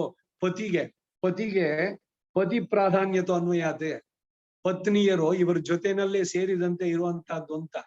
ನಮ್ಮ ಸಂಪ್ರದಾಯದಲ್ಲಿ ಇವಾಗ ಇವ್ರಿಗೆ ಶ್ರೀಮಾನ್ ಅವ್ರಿಗೆ ಹೇಳಿದ್ರೆ, ನೀವು ದಯವಿಟ್ಟು ನಮ್ಮ ಮನೆಗೆ ಬರ್ಬೇಕು ಅಂದ್ರೆ ಅವ್ರು ಒಬ್ಬರೇ ಬನ್ನಿ, ನಿಮ್ ಹೆಂಡ್ತಿದ್ ಬಿಟ್ಟು ಬನ್ನಿ ಅಂತಾನ? ಅದು ಕುಟುಂಬ ಸಮೇತರಾಗೆ ಬರಬೇಕು. ಶ್ರೀಮಾನ್ ಶ್ರೀಮತಿ ಅಲ್ಲಿ ಹೇಳ್ಬೇಕಾದ್ರೆ ಇವ್ರ ಹೆಸರೇ ಹೇಳಿಲ್ವಲ್ಲ, ಇವ್ರ ಹೆಸರು ಹೇಳೋದು ಬೇಕಿಲ್ಲ. ಯಾಕೆ ಅಂದ್ರೆ ಅವ್ರನ್ನ ಬೇರೆಯಾಗಿ ನೋಡಿದ್ದೇ ಇಲ್ಲ. ಇದು ನಮ್ಮ ಸಂಸ್ಕೃತಿ. ಅದ ಅರ್ಥ ಮಾಡ್ಕೊಳ್ಳೋದಂತ ಸ್ತ್ರೀಯರು, ನಮಗೆ ರೆಕಗ್ನಿಷನ್ನೇ ಇಲ್ಲ, ವಿ ಹ್ಯಾವ್ ಬಿನ್ ಡಿಪ್ರೈವ್ಡ್, ನಾವು ವಿ ಆರ್ ನಥಿಂಗ್. ಆ ಶಾಸ್ತ್ರದಲ್ಲಿ ಹೇಳುತ್ತೆ, ಅವ್ರು ನಥಿಂಗ್ ಆಗ್ಬಿಟ್ರೆ ಇವರು ಅಗ್ನಿ ಕಾರ್ಯ ಮಾಡೋಂಗೇ ಇಲ್ಲ ಅಲ್ಲಿ. ಇನ್ನೂ ಇದೆ, ಪತ್ನಿ ಸುಮ್ನೆ ಕೂತಿರ್ಬೇಕು, ಅವಳಿಗೇನು ಕೆಲ್ಸಾನೇ ಇಲ್ಲ. ಅದಕ್ಕೆ ಇವರು ಒಂದಷ್ಟು ಜನ ಶುರು ಮಾಡಿದ್ರು, ಇವ್ರು ಪೂಜೆ ಮಾಡ್ಬೇಕಾದ್ರೆ ಅವ್ರ ಮೊಣಕೈ ಹಿಡ್ಕೊಳ್ಳಿ. ಎಲ್ಲಿದೆ ಇದು? ಪತ್ನಿ ಈ ಗಂಡನ ಮೊಣಕೈ ಹಿಡ್ಕೋಬೇಕು ಅಂತ ಇಲ್ಲ, ನಾನು ಪೂಜೆ ಮಾಡ್ತೀನಿ ಕೊಡಿ. ಅಲ್ಲಿ ನಿಮ್ ಇಂಡಿವಿಜುವಾಲಿಟಿನ ಅಲ್ಲಿ ದಂಪತಿಗಳು ಸೇರಿ ಮಾಡುವಂತದಲ್ವಾ? ಇವನು ಪ್ರಧಾನ, ಪತಿ ಪ್ರಾಧಾನ್ಯತೋ ಅನ್ವಯಾತ್, ಅವನು ನಡೆಸ್ಬೇಕು. ನ ಸ್ತ್ರೀ ಜುಹುಯಾತ್ ಅಂತಿದೆ. ಆದ್ರೆ ಅವಳಿಲ್ದಿದ್ರೆ ಇವನು ಹೋಮ ಮಾಡೋಂಗೇ ಇಲ್ಲ. ಇದು ಯಾಕೆ ಅರ್ಥ ಮಾಡ್ಕೊಳ್ಳಲ್ಲ? ಸಮಾನತೆ, ಈಕ್ವಾಲಿಟಿ, ನಮಗೆ ರೆಕಗ್ನಿಷನ್ ಬೇಕು. ಹುಚ್ಚುತನ ಇದು. ಈ ರೀತಿ ಬೆಳೆಸ್ಕೊಂಡ್ರೆ ಮನೋಭಾವನ ಅವರ ವಿನಾಶಕ್ಕೆ ಕಾರಣವಾಗುತ್ತಷ್ಟೆ. ಪತಿ ಪತ್ನಿಯರಲ್ಲಿ ಅನ್ಯೋನ್ಯತೆ ಇರಬೇಕು, ಕುಟುಂಬಕ್ಕೆ ಯಜಮಾನ, ಅದರಿಂದ ಅವನಿಗಷ್ಟೇನೆ. ಇವಳು ಪತಿವ್ರತೇನೋ ಹಾಗೆ ಅವನು ಪತ್ನಿ ವ್ರತನಾಗಿರ್ಬೇಕು. ಅವನು ಮಾತ್ರ ಎಲ್ ಬೇಕಾದ್ರೂ ಹೇಗ್ ಬೇಕಾದ್ರೂ ಸುತ್ತಬೇಕು ಅಂತಿಲ್ಲ. ಗೃಹಸ್ಥ ಧರ್ಮವನ್ನ ಪಾಲಿಸ್ಬೇಕಾದ್ರೆ, ಕೆಲಸವನ್ನು ಮಾಡ್ಬೇಕಾದ್ರೆ he must take her into confidence. ಹೊರಗಡೆ ಹೋಗಿ ಕೆಲಸ ಮಾಡ್ಕೊಂಪ ನೀನು, ಮನೆಯನ್ನ ವ್ಯವಸ್ಥಿತವಾಗಿ ಇವಳು ಗೃಹಕ್ಕೆ ಅವಳು ಗೃಹಿಣಿ, ಗೃಹ ಮುಚ್ಚತೆ, ಇಲ್ದಿದ್ರದ್ದು ಮೆಸ್ ಅದು. ಬರೀ ಅಡುಗೆ ಕೆಲ್ಸಕ್ಕಾದ್ರೆ ಯಾರೋ ಒಬ್ಬಳು ಕೆಲ್ಸದವ್ರು ಇಟ್ಕೋಬೋದಲ್ಲ, ಇವಾಗ ಸಿಗ್ತಾರೆ ಎಲ್ಲ. ಮನೆ ಕೆಲಸ ಮಾಡೋಂಥವ್ರ ಕಸ ಗುಡ್ಸೋದಕ್ಕಿಂತ ಈ ಅಡುಗೆ ಕೆಲಸ ಸಿಕ್ಬಿಟ್ರೆ ದುಡ್ಡು ಜಾಸ್ತಿ ಸಿಗತ್ತೆ. ಟ್ರಿಮ್ ಆಗಿ ಬರ್ತಾರೆ, ಬೆಳಗ್ಗೆಗೆ ಸಾಯಂಕಾಲಕ್ಕೆ ಬೇರೆ ಬೇರೆ ಇದನ್ನೆಲ್ಲ ಮಾಡಿಟ್ಟು ಹೋಗ್ತಾರೆ. ಕೇವಲ ಗೋಧಿ ಕೇವಲಾದಿ ಸೌಕರ್ಯ ಇವುಗಳನ್ನ ನೋಡ್ಕೊಂಡು ಶಾಸ್ತ್ರವನ್ನು ಆಚರಣೆಗಳನ್ನ ಬಿಟ್ಕೊಂಡು ಬಂದ್ರೆ ಯಾರ ಲಾಸು? ಪತಿತ ದ್ವಿಜರಾಗ್ತಾರೆ, ಭಗವಂತನಿಂದ ದೂರ ದೂರ ಹೋಗ್ತಾರೆ ಅಷ್ಟೇ. ಈ ಹುಚ್ಚುತನಗಳು, ಈ ಕುತರ್ಕಗಳು, ಈ ವಿತಂಡವಾದಗಳನ್ನ ಬಿಟ್ಟು ಶಾಸ್ತ್ರದಲ್ಲಿ ಏನಿದೆ ಅದನ್ನ ಸರಿಯಾಗಿ ತಿಳಿದು ಆಚರಿಸಿದ್ರೆ ಉದ್ಧಾರ ಆದವರು ಅನೇಕರು. ಒಬ್ರೇ ಇಬ್ರೇ ಉಲ್ಲೇಖ ಕೊಡುವಂತದ್ದು. ಪತಿಗೆ ಪ್ರಾಧಾನ್ಯವನ್ನು ಕೊಟ್ಟು ಅನ್ವಯಿಸೋದ್ರಿಂದ ನಾರಾಯಣ ಶರಣಂ ಪ್ರಪದ್ಯೆ ಅಂತ ಹೇಳಿದೆ. ಇದರಿಂದ ಲಕ್ಷ್ಮಿಯನ್ನ ಬಿಟ್ಟು ಹೇಳಿಲ್ಲ, ಅವಳನ್ನು ಬಿಟ್ಟು ಬರೀ ನಾರಾಯಣಂದು ಮಾತ್ರ ಅಂತ ಹೇಳಲಿಲ್ಲ. ಲಕ್ಷ್ಮಿ ಹೃದಯ, ನಾರಾಯಣ ಹೃದಯ, ಸಂಪುಟೀಕರಣ, ಈ ಎಲ್ಲದರಲ್ಲೂ ಅರ್ಥ ಹೇಳೋದಿದ್ದೇನೆ. ಅವಳನ್ನು ಬಿಟ್ಟಲ್ಲ. ಅದ್ಯಾಕೆ ಅವಳನ್ನ ಜೊತೆನಲ್ಲಿ ಬೇಡ ಅಂತ ಯಾತಕ್ಕಾಗಿ ಹೇಳ್ಬೇಕು ಅಂತ ಅರ್ಥ ಆಗೋಲ್ಲ. ಮಾತಾ ಪಿತರೋ ಎಲ್ಲದನ್ನು ಹೇಳ್ಬೇಕಾದ್ರೆ. ಹಾಗೆಯೇ ಸಾಮಾತ್ಯನಾದ ರಾಜನು ಹೇಳಿದನು ಎಂದು ಪ್ರಯೋಗದಲ್ಲಿ ಅಮಾತ್ಯನ ಅಭಿಪ್ರಾಯವು ರಾಜನ ಅಭಿಪ್ರಾಯದಂತಾದರೆ ಹೇಳಿದರು ಎಂದಿರಬೇಕೆಂದು ಹೇಳಬಹುದು. ಹಾಸ್ಯಾಸ್ಪದವಾಗಲ್ವೇ? ಈಗ ರಾಜ ಒಂದು ಡಿಸಿಷನ್ ತಗೋಬೇಕಾದ್ರೆ ಅವನು ಅಮಾತ್ಯರು ಅಂದ್ರೆ ಮಿನಿಸ್ಟರ್ಸ್, ಇವರ ಸಲಹೆಯನ್ನ ಕೊಡುವಂತದ್ದು. ಅದರಲ್ಲಿ ಬುದ್ಧಿವಂತರು, ವಿವೇಕಿಗಳು ಕಾರ್ಯಗಳನ್ನ ವಿವೇಚನೆ ಮಾಡಿ ದ ಪ್ರೋಸ್ ಅಂಡ್ ಕಾನ್ಸ್ ಇದನ್ನೆಲ್ಲ ಈ ರೀತಿ ಸಜೆಷನ್ ಕೊಡ್ತಾರೆ. ಅದನ್ನ ರಾಮನೇ ಮಾಡಿ ತೋರಿಸ್ದ. ವಿಭೀಷಣ ಬಂದಿದ ತಕ್ಷಣ ಏನ್ ಮಾಡಿದ್ದು? ರಾಮ ಸಭೆ ಕರೆದ, ಎಲ್ರನ್ನು ಕೂರಿಸ್ದ. ಸುಗ್ರೀವ, ನಳ, ನೀಲ, ಯಾರ್ಯಾರಿದ್ರು, ಅಂಗದ, ಜಾಂಬವಂತ, ಪ್ರತಿಯೊಬ್ರು ಎಲ್ರನ್ನು ಕೇಳದ. ಏನಂತೀರಿ? ಈಗ ವಿಭೀಷಣ ನಮ್ಮಲ್ಲಿ ಸರೆಂಡರ್ ಆಗಿ ಬಂದಿದ್ದಾನೆ, ಅವನನ್ನ ನಮ್ ಕಡೆ ಸೇರಿಸ್ಕೋಬೇಕೋ ಬೇಡವೋ? ನಿಮ್ ಸಲಹೆಗಳನ್ನು ಹೇಳಿ ಅಂತ ಒಬ್ಬೊಬ್ರು ಹೇಳಿದ್ರು. ಕೇಳಿ ಅವ್ನು ರಾವಣನ್ ತಮ್ಮ, ಅವನನ್ನ ಸೇರಿಸ್ಕೊಳ್ಳೋದೆ. ಇನ್ನು ಅವನು ಬರ್ತಾ ಇದ್ದಾನೆ ಆಕಾಶ ಮಾರ್ಗದಲ್ಲಿ, ಅಲ್ಲಿಂದಾನೆ ಹೇಳಿದ್ದು. ಅದಕ್ಕೆ ಅವ್ರು ಹೇಳಿದ್ರು, ಅವನು ಭೂಸ್ಪರ್ಶ ಆದ್ರೆ ಅವನ ಕಾಲು, ಅದಕ್ ಮೊದ್ಲು ಅವನ್ ತಲೆ ತೆಗೆದ್ಬೋಣ. ಯಾಕೆಂದ್ರೆ ಸ್ವಂತ ರಾವಣನ ತಮ್ಮನಾದವನು ನಮ್ಮಲ್ಲಿ ಬಂದು ಸೇರ್ಕೊಂಡು ನಮ್ಮಲ್ಲೇ ಏನಾರು ಆಮೇಲೆ ಸುಮ್ನೆ ಇದ್ ಮಾಡಿ ನಾವ್ ಮಲಗಿದಾಗ ಇಲ್ಲ ರಾಮನೋ ಸುಗ್ರೀವನನ್ನು ಅವನೇ ತಲೆ ತೆಗೆದ್ಬಿಟ್ರೆ ಶತ್ರುಗಳಲ್ಲಿ ಏನ್ ಬೇಕಾದ್ರೂ ಆಗ್ಬೋದಲ್ಲ. ಈ ಒಂದು ಭಯದಿಂದ ಎಲ್ಲ ಸುಗ್ರೀವನಿಗೂ ರಾಮನಿಗೆ ಎಲ್ಲಿದಾಗ್ಬಿಡುತ್ತೋ ಅಂತ ಸುಗ್ರೀವ ಸಖ್ಯ ಮಾಡ್ಕೊಂಡಿದ್ದು. ಎಲ್ರನ್ನು ಕೇಳ್ಬಿಟ್ಟು ಕಡೆಗೆ ಆಂಜನೇಯನು ಕೇಳ್ದ. ಏನ್ ಹೇಳ್ದ ಆಂಜನೇಯ? ಆ ಲಂಕೆನಲ್ಲಿ ಯಾರು ಧರ್ಮ ತಿಳಿದವನು ಇದ್ದಾನೆ ಅಂತಂದ್ರೆ ಅವನು ವಿಭೀಷಣ ಅಂದ. ಕಡೆಗೆ ಮುಖ್ಯವಾದದ್ದೇನು ಅಂದ್ರೆ ರಾಮ ಹೇಳ್ತಾನೆ, ನಿಮ್ಮೆಲ್ಲರ ಸಲಹೆಗಳಿಗೆ ಧನ್ಯವಾದಗಳು. ಎಸ್, ಸಲಹೆಯನ್ನ ಕೇಳಬೇಕು ರಾಜನಾಗಿ. ನಾನ್ ನಿಮ್ ಸಲಹೆ ಕೇಳಿದ್ದೀನಿ, ಆದ್ರೆ ಈಗ ನಾನ್ ಡಿಸಿಷನ್ ಹೇಳ್ತೀನಿ ಕೇಳಿ. ಯಾವಾಗ ಆಕಾಶ ಮಾರ್ಗದಲ್ಲಿ ರಾಮಲ್ಲಿ ಶರಣಂಗತಃ ಅಂತ ಹೇಳಿದ್ನೋ ಅವಾಗ್ಲೇ ನಾನು ಅವನಿಗೆ ರಕ್ಷಣೆ ಕೊಟ್ಟಿದ್ದಾಯ್ತು. ನೀವ್ ಯಾಕೆ ಭಯಪಡ್ತೀರಿ? ರಾವಣನ್ ತಮ್ಮ ಅಲ್ಲ, ರಾವಣನೇ ಬಂದ್ರು ಕೂಡ ಅಷ್ಟೇ. ನನ್ನ ಶಕ್ತಿ ಏನು ಅಂತ ಹೇಳ್ಬೇಕೇನ್ ನಿಮಗೆ? ನನ್ನ ಎಡಗೈ ಕಿರು ಬೆರಳಿನ ಉಗುರಿನ ತುದಿಯಿಂದ ಅಂಗುಲ್ಯಗ್ರೇಣ ತಾನ್ ಹನ್ಯಾಮಿ. ಈ 14 ಲೋಕಗಳನ್ನ ಭಸ್ಮ ಮಾಡ್ಬಿಡ್ತೀನಿ ಎಡಗೈ ಕಿರು ಉಗುರುಳಿನ. ಇದು ಅಷ್ಟು ಲೀಲಾಜಾಲವಾಗಿ. ಅದರಿಂದ ಏನು ಭಯಪಡ್ಬೇಕಾದ್ ಬೇಡ. ನನ್ನ ವ್ರತ ಏನು ಅಂದ್ರೆ ನನ್ನಲ್ಲಿ ಯಾರು ಶರಣಾಗ್ತಾರೋ ಅದೇನೆ ಪ್ರಸಿದ್ಧವಾದ ಶ್ರೀರಾಮ ಚರ್ಮ ಶ್ಲೋಕ. ಸಹೃದೇವ ಪ್ರಪನ್ನಾಯ ತವಾಸ್ಮೀತಿಚ ಯಾಚತೆ. ನಾನು ನಿನ್ನವನು, ನನ್ನನ್ನು ರಕ್ಷಿಸು ಅಂತ ಕೇಳ್ಬಿಟ್ರೆ ಅಭಯಂ ಸರ್ವಭೂತೇಭ್ಯೋ ದದಾಮಿ ಏತದ್ವ್ರತಂ ಮಮ. ಎಲ್ಲರಿಗೂ, ಯಾವುದೇ ಚೇತನ ಅದು ಎಷ್ಟೇ ತೀವ್ರವಾದ ಪಾಪಗಳನ್ನು ಮಾಡಿರ್ಲಿ. ಅದಕ್ಕೆ ವಿಭೀಷಣ ಬಂದ ಅಂತ ಯಾಕೆ ಭಯಪಡ್ತೀರಿ? ಒಂದ್ ವೇಳೆ ರಾವಣನೇ ಬಂದ್ರೆ ಯದಿವಾ ರಾವಣ ಸ್ವಯಂ, ಅವನನ್ನು ನಾನು ಅನುಗ್ರಹಿಸ್ತೀನಿ ಅಂತ ರಾಮ ಹೇಳಿದ್ದು. ಸೊ ಈ ಸಂದರ್ಭದಲ್ಲಿ ಏನು ಅಂದ್ರೆ ರಾಮನು ಸಲಹೆ ಕೇಳ್ದ. ಹಾಗೆ ರಾಜನಾದವನು ಅಭಿಪ್ರಾಯವನ್ನ ಹೇಳಿದಾಗ it is not is individual. ಎಲ್ರನ್ನು ಕೇಳ್ದು ರಾವಣನನ್ನು ಮಾತಾಡ್ಸ್ಬೇಕಾದ್ರೆ ಸಮಯ ಜಾಸ್ತಿ ಆಗತ್ತೆ, ಆದ್ರೂ ಚರ್ಚೆ ಹೇಳ್ತೀನಿ. ಎಷ್ಟು ಜನ ಹೇಳ್ತಾರೆ ಗೊತ್ತಾ? ಕುಂಭಕರ್ಣ ಕೇಳ್ತಾನೆ, ಏನು ನೀನು ರಾಜನಾಗಿ ಎಲ್ರ ಸಜೆಷನ್ ಕೇಳಿದ್ಯಲ್ಲ, ಸೀತೆಯನ್ನು ಕತ್ಕೊಂಡ್ ಬಂದ್ಯಲ್ಲ, ಅವಾಗ ಯಾರನ್ನ ಕೇಳಿದೆ? ಯಾರು ಸಜೆಸ್ಟ್ ಮಾಡಿದ್ರು ನಿನಗೆ? ಮಂತ್ರಿಗಳ ಸಮಾಲೋಚನೆ ಮಾಡಿದ್ಯಾ? ನಿನ್ನ ಮನಸ್ಸಿಗೆ ಬಂದಂಗ್ ಮಾಡ್ಬಿಟ್ಟು ನೋಡೋ ವಿವೇಕ, ನನಗ್ ಬುದ್ಧಿ ಹೇಳೋಕ್ ಬರಬೇಡ, ಇವಾಗ ನನ್ ಕೆಲಸದಲ್ಲಿ ಸಹಾಯ ಮಾಡ್ತೀಯ ಇಲ್ವಾ ಅಷ್ಟ್ ಹೇಳು ಅಂತ. ನಾವು ನಾವು ತಪ್ಪು ಮಾಡಿದ್ದನ್ನು ತೋರ್ಸಿದ್ರು ಒಪ್ಕೊಳಕ್ ಸಿದ್ಧಾನೋ? ಅವನು ಅಷ್ಟೇ ಮಾಡಿದ್. ಕುಂಭಕರ್ಣನ ಮಾತು ಬಹಳ ಸುಂದರವಾಗಿದೆ. ಅದು ರಾವಣನಿಗೆ ಪ್ರೀತಿಯಾಗಿ ಆ ಶ್ಲೋಕ ಕಾಣಿಸುತ್ತೆ, ಅದು ವಿಪರೀತವಾಗೂ ಕಾಣಿಸುತ್ತೆ. ಮುಂಚ ರಾಮಾದ್ ಭಯಂ, ಆ ಪದ ಮುಂದಕ್ಕೆ ರಾಮನ ಭಯ ಇದ್ದೇ ಇದೆ, ನಾನೇ ಹೋಗಿ ನಾನು ಪ್ರಾಣ ಕೊಡ್ತೀನಿ ಅಂತ ಅರ್ಥ ಆಗತ್ತೆ. ಸಂಸ್ಕೃತದ ಸೊಬಗೋದು ಆ ಶ್ಲೋಕದಲ್ಲಿ. ಇರ್ಲಿ, ರಾಜನ ಅಭಿಪ್ರಾಯ ಅಂದಾಗ ಅಮಾತ್ಯರು ಹೇಳಿದ್ದು. ಅಮಾತ್ಯರದ್ದು ಬೇರೆ, ಅವ್ರದಿಲ್ಲ ಅನ್ನೋದು ಹೇಗೆ ಹಾಸ್ಯಾಸ್ಪದವಾಗುತ್ತೋ ಹಾಗೆ ಅಂದ್ರು. ಯಾವ್ಯಾವ ಗ್ರಂಥಗಳಲ್ಲಿ ಪದಿಗೆ ಪ್ರಾಧಾನ್ಯವನ್ನು ಹೇಳಿದೆ ಅಂದ್ರೆ, ಭಗವತ್ ಶಾಸ್ತ್ರದಲ್ಲಿ ಮಚ್ಚೇಷಭೂತ ಸರ್ವೇಶ್ವಾಂ ಈಶ್ವರಿ ವಲ್ಲಭಾ ಮಮ ಎಂದಿದೆ. ಮಿತಂ ದದಾತಿ ಪಿತಾ ಮಿತಂ ಮಾತಾ ಮಿತಂ ಸುತಃ ಅಮಿತಸ್ಯ ಚ ದಾತಾರಂ ಭರ್ತಾರಂ ಕಾನು ಪೂಜೆಯೇತೆ ಎಂಬ ಸೀತಾ ವಾಕ್ಯದಿಂದ ಇತಿಹಾಸದಲ್ಲೂ ಇದು ಉಪಬ್ರಹ್ಮಿತ. ಮತ್ತೆ ಅದನ್ನೇ ಹೇಳಿದ್ದು. ಉಪಬ್ರಹ್ಮಿತ ಅಂದ್ರೆ ಏನು ಮತ್ತೆ ಇನ್ನು ಸ್ಪಷ್ಟೀಕರಿಸಿದ್ದು. ಇತಿಹಾಸ ಪುರಾಣಾಭ್ಯಂ ವೇದಂ ಸಂ ಉಪಬ್ರಹ್ಮಯೇತೆ. ಉಪಬ್ರಹ್ಮಣಗಳು ವೇದಕ್ಕೆ ಇತಿಹಾಸ ಪುರಾಣಗಳು. ಇತಿಹಾಸ ಪುರಾಣಗಳು ಹೇಳುದು ವೇದದಲ್ಲಿ ಏನಿದೆಯೋ ಎಲ್ಲ ಅಖಿಲ ಧರ್ಮ ಮೂಲ, ಅದನ್ನೇ ಹೇಳ್ತಾ ಇರೋದು. ವೇದಕ್ಕೆ ವಿರುದ್ಧವಾದ ಮಾತು ಯಾವ ಇತಿಹಾಸ ಪುರಾಣನೂ ಹೇಳಲ್ಲ. ಹಾಗೆ ಹೇಳಾನು ಒಂದ್ ವೇಳೆ ಹೇಳಿದ್ರೆ ಆ ಪುರಾಣನೇ ಕನ್ಸಿಡರ್ ಮಾಡಬೇಡಿ ಅಂತ ಇದೆ.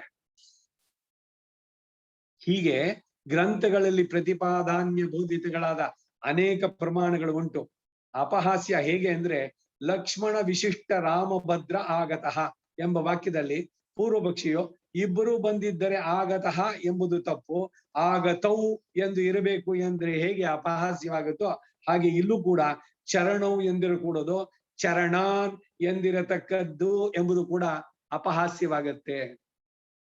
ಇದು ಅರ್ಧಂಬರ್ಧ ತಿಳಿದವರ ಕುತರ್ಕಗಳು, ವಿತಂಡವಾದಗಳು. 4 ಕಾಲುಗಳು ಅಂದಾಗ 2 ಅನ್ನೋದನ್ನ ದ್ವಿವಚನ ಹೆಂಗ್ ಹೇಳ್ತೀರಿ ಅನ್ನೋ ಆರ್ಗ್ಯುಮೆಂಟು ಹಾಸ್ಯಾಸ್ಪದ ಅಂತಾರೆ. ಪತಿ ಪ್ರಾಧಾನ್ಯದಿಂದ ಚರಣವು ಎಂಬ ಪ್ರಯೋಗ ಎಂದು ಹೇಳಿ ಇದರಿಂದ ಲಕ್ಷ್ಮಿಗೆ ಉಪಾಯತ್ವದಲ್ಲಿ ಅನ್ಯಯವಿಲ್ಲ ಎಂದು ಹೇಳುವುದು ಹಾಸ್ಯಾಸ್ಪದವಾದ ಉಕ್ತಿ. ಶಾಸ್ತ್ರಜ್ಞಾನವಿಲ್ಲದ ವಿಜೃಂಭಣೆ ಎಂದು ಉಪದೇಶಿಸಿದರು. ಆ ಅಭಿಪ್ರಾಯವನ್ನೇ ಒಂದು ದೃಷ್ಟಾಂತದ ಮೂಲಕ ಉಪಪಾದಿಸಿ ಹೇಳಿಸ್ತಾರೆ. ಚರ್ಮ ಶ್ಲೋಕದಲ್ಲಿ ಮಾಮೇಕಂ ಶರಣಂ ವ್ರಜ ಅಂತ ಹೇಳಿರುವಾಗ ಲಕ್ಷ್ಮಿಗೆ ಉಪಾಯತ್ವವನ್ನು ಹೇಳೋದು ಹೇಗೆ? ಲಕ್ಷ್ಮಿಯು ಉಪಾಯ ಕೋಟಿಯಲ್ಲಿ ಸೇರಿದರೆ ಪರಮಾತ್ಮನು ಸದ್ವಿತೀಯ ಚೇತನ ಉಂಟು ಎಂದು ಹೇಳಿದಂತಾಗುವುದಿಲ್ವೇ? ನ ತತ್ ಸಮಶ್ಚ ಅಭ್ಯಧಿಕ ದೃಶ್ಯತೆ ಶ್ವೇತಾಶ್ವತರ ಉಪನಿಷತ್ತು.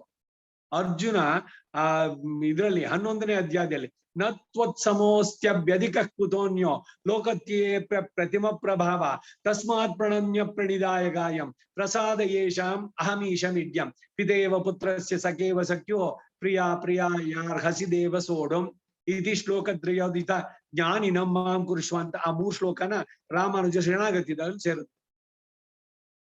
ಅವನಿಗೆ ಸಮರೂ ಇಲ್ಲ, ಅದ್ವಿತೀಯರೂ ಇಲ್ಲ, ಇನ್ನು ದ್ವಿತೀಯ ನತ್ವತ್ಸ ಅಧಿಕರು ಎಲ್ಲಿ ತರೋದು ಅಂತ ನಿಸ್ಸಮಾಭ್ಯಧಿಕ ಅಂತ ಹೇಳ್ಬೇಕಾರೆ ನ ತತ್ ಸಮಶ್ಚ ಅಧಿಕಂಚ ದೃಶ್ಯತೆ ನ ಸಿಗೋದು ಕಾಣಿಸೋಲ್ಲ ಅಂತ ಅನ್ನೋದು ಉಪನಿಷತ್ತಿನ ಮಾತು ಕೂಡ. ಶ್ವೇತಾಶ್ವತರ 6:8 ಎಂಬ ಶ್ರುತಿಗೂ ಇದು ವಿರೋಧವಾಗುವುದಿಲ್ವೇ ಎಂಬ ಆಕ್ಷೇಪಗಳನ್ನು ತಂದ್ರೆ ದೃಷ್ಟಾಂತ ಮುಖೇನ ಅದಕ್ಕೆ ಸಮಾಧಾನ ಹೇಳ್ತಾರೆ. ಅರ್ಥ, ಸಪತ್ನಿಕೆ ಪತ್ನಿಯೊಂದಿಗೆ ಸೇರಿರುವ ಸಂಭ್ರಾಜಿ ಸಾರ್ವಭೌಮನಲ್ಲಿ ಸದ್ವಿತೀಯೋಕ್ತಿ ಸಾಹಸಂ ರಾಜನಿಗೆ ಸಮಳಾದ ಹೆಂಡತಿ ಇರುವಳೆಂಬ ಹೇಳಿಕೆಯು ಸಾಹಸ ನ ಸರಿಯಾದದ್ದಲ್ಲ. ತತ ಹಾಗೆಯೇ ಅತ್ರ ಈ ಸಂದರ್ಭದು ಎಂದರೆ ದ್ವಯಮಂತ್ರಾರ್ಥದ ಉತ್ಪಾದನೆಯಲ್ಲಿ ಇತಿ ಎಂಬುದಾಗಿ ಅಪರಾಮೃಶ್ಯ ಸ್ವಲ್ಪವೂ ಯೋಚಿಸಿ ತಿಳಿಯದೆ ಇರೋದ್ರಿಂದ ಗುರು ಸಾಹಸಂ ಅದು ಬರೀ ಸಾಹಸವಾದ್ರೆ ಇದು ಗುರುತರವಾದ ಸಾಹಸ. ಹೇಗೆಂದ್ರೆ ಲೋಕದಲ್ಲಿ ರಾಜ ದಂಪತಿಗಳಿಬ್ಬರೂ ಸೇರಿ ರಾಜ್ಯಾಡಳಿತವನ್ನ ನೆರವೇರಿಸಿದ್ರು ರಾಜನಿಗೆ ಹೆಂಡತಿಯು ಸಮಾನಳು ಎಂಬ ಹೇಳಿಕೆ ಸಾಹಸವೇ ಸರಿ. ಪತಿವ್ರತಿಯಾಗಿ ಭರ್ತಾವಿಗೆ ತಾನು ಶೇಷಭೂತಳು ಎಂಬ ಭಾವನೆಯು ಆಕೆಗೆ ಇರೋದ್ರಿಂದ ಪತಿಗೆ ಸಮಾನಳೆಂದು ಹೇಳುವುದು ಸಾಹಸವೇ ಸರಿ. ರಾಜನು ಆಡಳಿತಕ್ಕಾಗಿ ಮಂತ್ರಿಗಳನ್ನ ಮಂತ್ರಾಲೋಚನೆ ಸಭೆಯನ್ನು ಇನ್ನೂ ದೊಡ್ಡ ದೊಡ್ಡ ಆಫೀಸರ್ಗಳನ್ನ ಇಟ್ಕೊಂಡು ನಡೆಸಿದ್ರೆ ಇವರೆಲ್ಲ ಆತನಿಗೆ ಸಮರಾದರು ಎಂದು ಹೇಳಿಕೆ ಹೇಗೆ ಸಾಹಸವಾಗಿ ಹಾಸ್ಯಾಸ್ಪದವಾಗುತ್ತೋ, ಡಿಸಿಷನ್ ತಗೊಳ್ಳೋದು. ಚೀಫ್ ಮಿನಿಸ್ಟ್ರು, ಬೇರೆ ಬೇರೆ ಮಿನಿಸ್ಟರ್ಗಳಿದ್ದಾರೆ, ಎಲ್ರು ಒಂದೇನಾ? ಸಲಹೆ ಇದೆಲ್ಲ ಅವ್ರು ಕೊಡ್ಬೋದು ಇವನ್ ಡಿಸಿಷನ್ ತಗೊಳಕ್ಕೆ, ಆದ್ರೆ ಯಾರ ಡಿಸಿಷನ್ ಅಂತ ಹೇಳುವಂತಹದ್ದು ಹಾಗೆ ಎಲ್ಲ ಹಾಸ್ಯಾಸ್ಪದವಾಗತ್ತೆ ಅಂತಾರೆ. ಹಾಗೇನೆ ಶ್ರೀಮನ್ ನಾರಾಯಣನು ಕೂಡ ಲೀಲಾರಸವನ್ನ ಸಹಧರ್ಮಚಾರಿಣಿಯೊಂದಿಗೆ ಅನುಭವಿಸುವನಾಗಿ ಸರ್ವ ಪ್ರವೃತ್ತಿಯಲ್ಲೋ ಆಕೆಗೆ ಅನ್ವಯವಿದ್ದರೆ ಆಗ ಅದರಿಂದಿಗೆ ಪತಿಗೆ ಶೇಷಭೂತಳಾದವಳು ಆತನಿಗೆ ಸಮಳು ಎಂದು ಹೇಳುವುದು ಇನ್ನೂ ಸಾಹಸವೇ ಸರಿ ಎಂಬ ಭಾವ. ಏಕೆಂದರೆ ಈ ಅಭಿಪ್ರಾಯವು ಪ್ರಮಾಣಗಳಿಗೆ ವಿರೋಧವಾದದ್ದಲ್ಲದೆ ತಮ್ಮ ಆಚಾರ್ಯರುಗಳ ಅಭಿಪ್ರಾಯಕ್ಕೂ ವಿರೋಧವಾದದ್ದು ಎಂಬುದು ತಾತ್ಪರ್ಯ. ಪ್ರಮಾಣಗಳಿಗೆ ವಿರೋಧ ಹೇಗೆ ಅಂದ್ರೆ, ಲಕ್ಷ್ಮಿಯು ಭರ್ತಾಹಿ ಮಮ ದೈವತಂ, ರಾಮಾಯಣದ ಅಯೋಧ್ಯಾಕಾಂಡದಲ್ಲಿ ಆ ಸೀತೆ ಹೇಳುವಂತದ್ದು, ನನ್ನ ದೈವ ಯಾರು ಅಂದ್ರೆ ಭರ್ತ, ಪತಿನೇ ಅಂತ ಹೇಳಿದವಳು ಸೀತೆ ಹೇಳ್ಕೊಂಡಿದ್ದಾಳೆ. ಭರ್ತಾತು ಖಲು ನಾರೀಣ ಗುಣವಾನ್ ನಿರ್ಗುಣೋಪಿವ ಧರ್ಮಂ ವಿಮೃಶ್ಯಮಾನಾನ ಪ್ರತ್ಯಕ್ಷಂ ದೇವಿ ದೈವತಂ, ರಾಮಾಯಣದ ಅಯೋಧ್ಯಾಕಾಂಡ. ಭರ್ತ ಖಲು ನಾರೀಣ, ಪತಿಯಾದವನೋ ಅವನು ಗುಣವನೋ ನಿರ್ಗುಣವಾನೋ ಒಟ್ನಲ್ಲಿ ಪತಿ. ಧರ್ಮಂ ವಿಮೃಶ್ಯಮಾನಾನಂ ಪ್ರತ್ಯಕ್ಷಂ ದೇವಿ ದೈವತಂ ಅಂದ್ರು. ಹಾಗೇನೆ ಮಚ್ಚೇಷಭೂತ ಸರ್ವೇಶ್ವಾಂ ಈಶ್ವರಿ ವಲ್ಲಭಾ ಮಮ ಎಂಬ ವಿಶ್ವಕ್ಸೇನ ಸಂಹಿತೆಯಲ್ಲಿ ಲಕ್ಷ್ಮಿಯು ಪರಮಾತ್ಮನಿಗೆ ಶೇಷಭೂತಳು ಎಂದು ಭಗವಂತನಿಂದಲೇ ಹೇಳಲ್ಪಟ್ಟ ಪ್ರಮಾಣವು ಇರುತ್ತೆ. ನಾರಾಯಣನಿಗೆ ಸಾಧರ್ಮಚಾರಿಣಿಯಾಗಿ ನಾರಾಯಣನೊಂದಿಗೆ ಲಕ್ಷ್ಮಿಯು ಚೇತನರಿಗೆ ಉಪಾಯ ವಿಷಯದಲ್ಲಿ ಪ್ರವರ್ತಿಸಿದರೆ ನಾರಾಯಣನಿಗೆ ಲಕ್ಷ್ಮಿಯು ಸಮಳಾದಳು ಎಂದು ಹೇಳುವುದು ಗುರು ಸಾಹಸಂ, ಇನ್ನೂ ಪ್ರಬಲವಾದ ಸಾಹಸವೇ ಸರಿ ಎಂದು ತಾತ್ಪರ್ಯ. ಗುರು ಸಾಹಸಂ ಎಂಬ ಪ್ರಯೋಗದಿಂದ ಶ್ಲೇಷಾರ್ಥ ತೋರಿ ಬರುತ್ತೆ. ತಮ್ಮ ಗುರುಗಳಾದ ಮತ್ತು ಪೂರ್ವಾಚಾರ್ಯರುಗಳ ಅಭಿಪ್ರಾಯಕ್ಕೆ ವಿರುದ್ಧವಾದ ಸಾಹಸ ಎಂದು ಅರ್ಥವನ್ನು ಹೇಳ್ಬೋದು. ಈ ಅಭಿಪ್ರಾಯವನ್ನ ಶ್ರೀ ಯಾಮುನಾರ್ಯರು ಆಳವಂತ ಯಥಾ ಚೋಳ ನೃಪ ಸಮ್ರಾಟ್ ದ್ವಿತೀಯೋಸ್ತಿ ಭೂತಲೆ ಇತಿ ತತ್ತುಲ್ಯ ನೃಪತಿ ನಿವಾರಣ ಪರಂ ವಚಃ ನತು ತತ್ಪುತ್ರ ತದ್ಭೃತ್ಯ ಕಳತ್ರಾದೇರ್ ನಿವಾರಣಂ. ಚೋಳದೇಶ ರಾಜನು ಈ ಭೂತಲದಲ್ಲಿ ಅದ್ವಿತೀಯನಾಗಿ ರಾಜ್ಯವನ್ನ ಆಳುತ್ತಾನೆ ಎಂದು ಹೇಳಿದ ಮಾತು ಆತನಿಗೆ ಸಮನಾದ ರಾಜನಿಲ್ಲವೆಂದು ಹೇಳಿದಂತೆಯೂ ಅಲ್ಲ, ಮತ್ತು ಆತನಿಗೆ ಪುತ್ರರು ಭೃತ್ಯರು ಕಳತ್ರ ಮೊದಲಾದರು ಯಾರೂ ಇಲ್ಲ ಎಂದು ಹೇಗೆ ಆಗುವುದಲ್ಲೋ ಹಾಗೇನೆ ಇಲ್ಲಿಯೂ ಭಾವ್ಯಾನ್. ಮುಂದಿದ್ದು ಶ್ರಿಯೋಪಿ ಉಪಾಯತ್ವೇ ಭಗವತಃ ಸರ್ವಶಕ್ತಿತ್ವ ವಿರೋಧ ಇತಿ ಆಶಂಕ್ಯಂ ಪರಿಹರತಿ. ಸರ್ವಶಕ್ತಿಯಾನವನ್ ಉಪಾಯ ಮಾಂ போது இவ்விசேஷணத்தால் அபேட்சை ஏன் சாபேட்சனாகில் சர்வசக்தி என்றிக்கே ஒளியானோ என்னில் இச்சோத்தியம் நாராயண சப்தத்தாலும் சரண சப்தத்தாலும் சொல்லப்பட்ட குண விக்கிரக யோகத்திலும் பண்ணலாம்.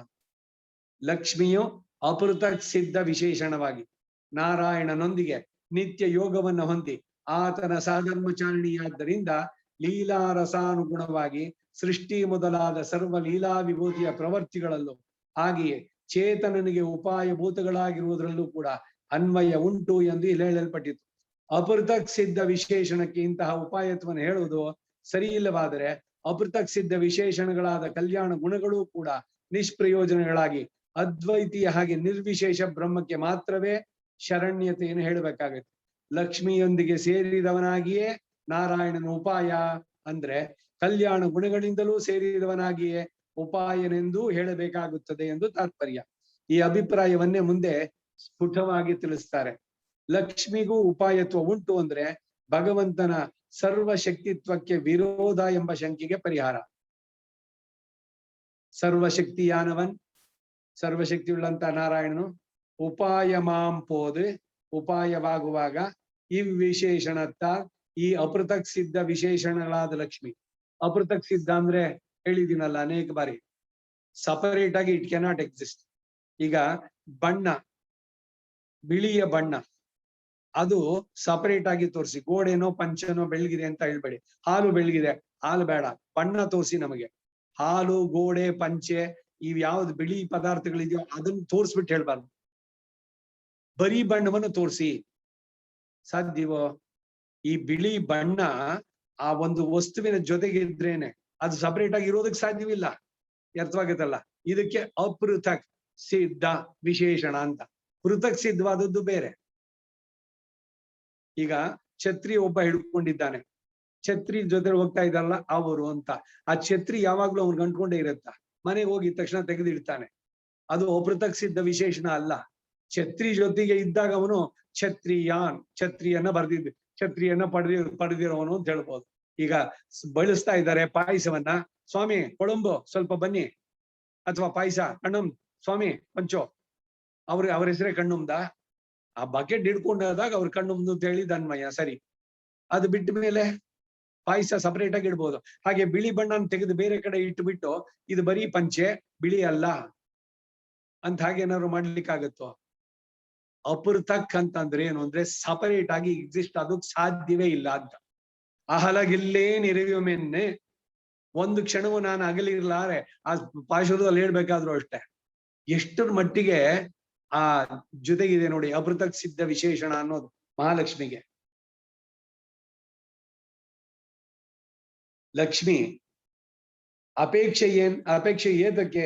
ಸಾಪೇಕ್ಷನಾಗಿ. ಅಪೇಕ್ಷೆಯು ಅವಶ್ಯಕ ಅಂದ್ರೆ ಸರ್ವಶಕ್ತಿಯಂದಿಕ್ಕೆ ಒಳಿಯಾನೋ ಎನ್ಮೇಲ್ ಸರ್ವಶಕ್ತಿತ್ವವಿಲ್ಲದವನೆಂದಾಗೋದಿಲ್ವೋ? ಅಂದ್ರೆ ಲಕ್ಷ್ಮಿಯ ಅಪೇಕ್ಷೆಯು ಅವಶ್ಯಕವಾದ್ರೆ ಆತನ ಸರ್ವಶಕ್ತಿತ್ವಕ್ಕೆ ಹಾನಿಯಲ್ವೋ?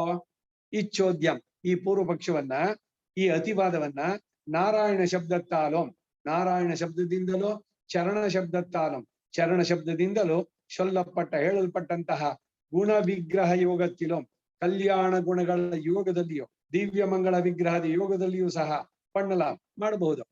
ದಿವ್ಯ ಮಂಗಳ ವಿಗ್ರಹವು ಅತಿ ಸುಂದರವಾಗಿರುವುದರಿಂದ ಭಕ್ತರ ಮನಸ್ಸನ್ನ ಆಕರ್ಷಿಸಿ ತನ್ನನ್ನು ಭಜಿಸುವ ಹಾಗೆ ಮಾಡುವುದರಿಂದಲೂ ಸರ್ವಶಕ್ತಿತ್ವಕ್ಕೆ ಕುಂದಕ ಎಂದೇ ಹೇಳಬೇಕಾಗತ್ತೆ. ಭಗವಂತನ ಸರ್ವಶಕ್ತಿತ್ವಕ್ಕೆ ಈ ದಿವ್ಯಮಂಗಳ ವಿಗ್ರಹ ಇರ್ಲೇಬೇಕಾ? ಇದು ಕುಂದೆ ಆಗೋಲ್ವೇ? ಹಾಗೆ ಭಕ್ತರು ತನ್ನನ್ನು ಆಶ್ರಯಿಸಲು ಉಪಯುಕ್ತವಾದ ಕಲ್ಯಾಣ ಗುಣಗಳನ್ನು ಹೊಂದಿರುವುದು ಸಹ ಆತನ ಸರ್ವಶಕ್ತಿತ್ವಕ್ಕೆ ಕುಂದಕ ಅಂತ ಹೇಳ್ಬೇಕಾಗತ್ತೆ. ಹೇಗೆ ಲಕ್ಷ್ಮೀನು ಎಕ್ಸ್ಟ್ರಾ ಅಂತಂದಾಗ ಅವನ ಕಲ್ಯಾಣ ಗುಣಗಳು ಎಕ್ಸ್ಟ್ರಾ, ಅವನ ಗುಣ ಇಲ್ಲ, ಕಡೆಗೇನು ಅದ್ವೈತ ಆಗತ್ತೆ. ಕಡೆಗೆ ಅವನ ರೂಪ ಇಲ್ಲ, ಗುಣ ಇಲ್ಲ, ಆಕಾರ ಇಲ್ಲ, ಅದಿಲ್ಲ ಇದಿಲ್ಲ ಹೇಳ್ತಾರಲ್ಲ ಅವರು, ಆ ರೀತಿನಲ್ಲಿ ನಿರ್ಗುಣ ಬ್ರಹ್ಮ. ಈ ಎರಡು ಸಂದರ್ಭದಲ್ಲೂ ಆತನ ಸರ್ವಶಕ್ತಿತ್ವಕ್ಕೆ ಕುಂದಕ ಏನಿಲ್ಲ. ಅವಳು ಲಕ್ಷ್ಮಿ ಜೊತೆನಲ್ಲಿ ಇದ್ದಾಳೆ ಅಂತಂದಿದ ತಕ್ಷಣ ಇವನ ಶಕ್ತಿ, ಅವನು ಸರ್ವಶಕ್ತಿತ್ವ ಅನ್ನೋದು ಹೋಗ್ಬಿಡುತ್ತೋ, ಇದು ಇವಳಿಂದಾನೇ ಬಂದಿದ್ದು, ಅವಳನ್ನ ಬೇರೆ ಮಾಡ್ಬಿಟ್ರೆ ಅವನಲ್ಲಿ ಏನಿಲ್ಲ. ಇದಲ್ಲ ಮಾತು. ಈ ಎರಡು ಸಂದರ್ಭದಲ್ಲೂ ಅವನ ಸರ್ವಶಕ್ತಿಗೆ ಕುಂದಿಲ್ಲ. ಲಕ್ಷ್ಮಿಯು ಅಪೃಥಕ್ ಸಿದ್ಧ ವಿಶೇಷಣವಾಗಿ ಉಪಾಯತ್ವದಲ್ಲಿ ಹೊಂದಿರೋದು ಕೂಡ ಆತನ ಸರ್ವಶಕ್ತಿತ್ವಕ್ಕೆ ಕುಂದಕ ಏನು ಇಲ್ಲ ಎಂದೇ ಹೇಳತಕ್ಕದ್ದಾಗಿದೆ. ನಾರಾಯಣ ಶಬ್ದದಿಂದ ಗುಣ ವಿಗ್ರಹ ಯೋಗಗಳು ಹೇಳಲ್ಪಟ್ಟದ್ದು ಹಿಂದೆಯೇ ಮೂಲಮಂತ್ರಾಧಿಕಾರದಲ್ಲಿ ಉಪಪದಿಸಲ್ಪಟ್ಟಿತು. ಹೇಗೆಂದರೆ ನಾರಾಹ ಅಯನಂ ಯಸ್ಯ ಸಹ ಎಂದು ಷಷ್ಠಿ ತತ್ಪುರುಷ ಸಮಾಸದ ಮೂಲಕ ನಾರಾಹ ಅಂದರೆ ನಿತ್ಯವಾದವುಗಳ ಸಮೂಹ ಎಂಬುದರಲ್ಲಿ ನಾರಾಯಣನ ದಿವ್ಯಮಂಗಳ ವಿಗ್ರಹವು ದಿವ್ಯ ಸ್ವರೂಪಾತ್ಮ ಗುಣಗಳು ಹೇಳಲ್ಪಟ್ಟವು. ಇವುಗಳಿಗೆ ಅಯನಂ ಅಂದರೆ ಆಧಾರನು ಯಾರೋ ಅವನು ನಾರಾಯಣ. ಚರಣ ಶಬ್ದದಲ್ಲಿ ಇವುಗಳು ಹೇಳಲ್ಪಟ್ಟಿವೆ ಎಂಬುದಕ್ಕೆ ಹಿಂದೆ ಆ ಪುಟದಲ್ಲಿ ನೋಡಿ ಅಂತಾರೆ. ಚರಣವು ಎನ್ಗಿರ ಬಿಡತ್ತಿಲೆ ನಿತ್ಯ ವಿಗ್ರಹ ಯೋಗಮಂ ಅನುಸಂಧೇಯಂ ಎಂದು ಪರತ್ವ ಸೌಲಭ್ಯ ವ್ಯಂಜಕಮಾನ ದಿವ್ಯಮಂಗಳ ವಿಗ್ರಹಮೇ ಇಲಕ್ಕಾಂ ಎಂದು ಹೇಳಲ್ಪಟ್ಟಿದೆ. ಮೇಲೆ ಹೇಳಿದ್ದನ್ನೇ ಮುಂದಿನ ವಾಕ್ಯದಿಂದ ಉಪಪಾದಿಸ್ತಾರೆ. ಅವೈ ಆ ಗುಣ ವಿಗ್ರಹ ಯೋಗಗಳು ಇವನಕ್ಕೆ ಸರ್ವೇಶ್ವರನಿಗೆ ವಿಶೇಷಣಗಳಾಹಿಯಾಲು, ವಿಶೇಷಣಗಳಾದ್ದರಿಂದ ಅವತ್ತಕ್ಕೆ ಆ ಗುಣ ವಿಗ್ರಹ ಯೋಗಕ್ಕೆ ವಸ್ತ್ವನುರೂಪಮಾಹ ವಿಶೇಷ ವಸ್ತುವಾದಂತಹ ಪರಮಾತ್ಮನಿಗೆ ಅನುರೂಪವಾದ ಉಪಯೋಗ ವಿಶೇಷಗಳು ಪ್ರಪನ್ನನಾಗಿ ಮಾಡಲು ಆಕರ್ಷಣ ಸಾಧನ ಅನುಷ್ಠಾನ ಮೊದಲಾದ ಪ್ರಯೋಜನ ವಿಷಯಗಳು ಉಣ್ಣಾಗೆಯಾಲು ಉಂಟಾಗುವುದರಿಂದ ಅವತ್ತಾಲ್ ಆ ಕಲ್ಯಾಣ ಗುಣಯೋಗ ದಿವ್ಯಮಂಗಳ ವಿಗ್ರಹ ಯೋಗ ಅವುಗಳಿಂದ ಸರ್ವಶಕ್ತಿತ್ವ ವಿರೋಧವಿಲ್ಲೇ, ಸರ್ವಶಕ್ತಿತ್ವಕ್ಕೇನೂ ವಿರೋಧ ಇಲ್ಲ ಎಂಬುದಾಗಿ ಯಥಾ ಪ್ರಮಾಣಂ ಕೊಳ್ಳಿ ಪ್ರಮಾಣಾನುಸಾರವಾಗಿ ಅಂಗೀಕರಿಸಿದ್ರೆ ಇದು ಹೀಗೆ ಸರ್ವಶಕ್ತಿತ್ವಕ್ಕೆ ವಿರೋಧವಿಲ್ಲದಿರೋಣ. ಬಹುಪ್ರಮಾಣ ಪ್ರಾಪ್ತಮ ಇರುತ್ತೆ. ಅನೇಕ ಪ್ರಮಾಣಗಳಿಂದ ತೋರಿ ಬರುವ ಶ್ರೀಮತ್ ಶಬ್ದದಲ್ಲಿ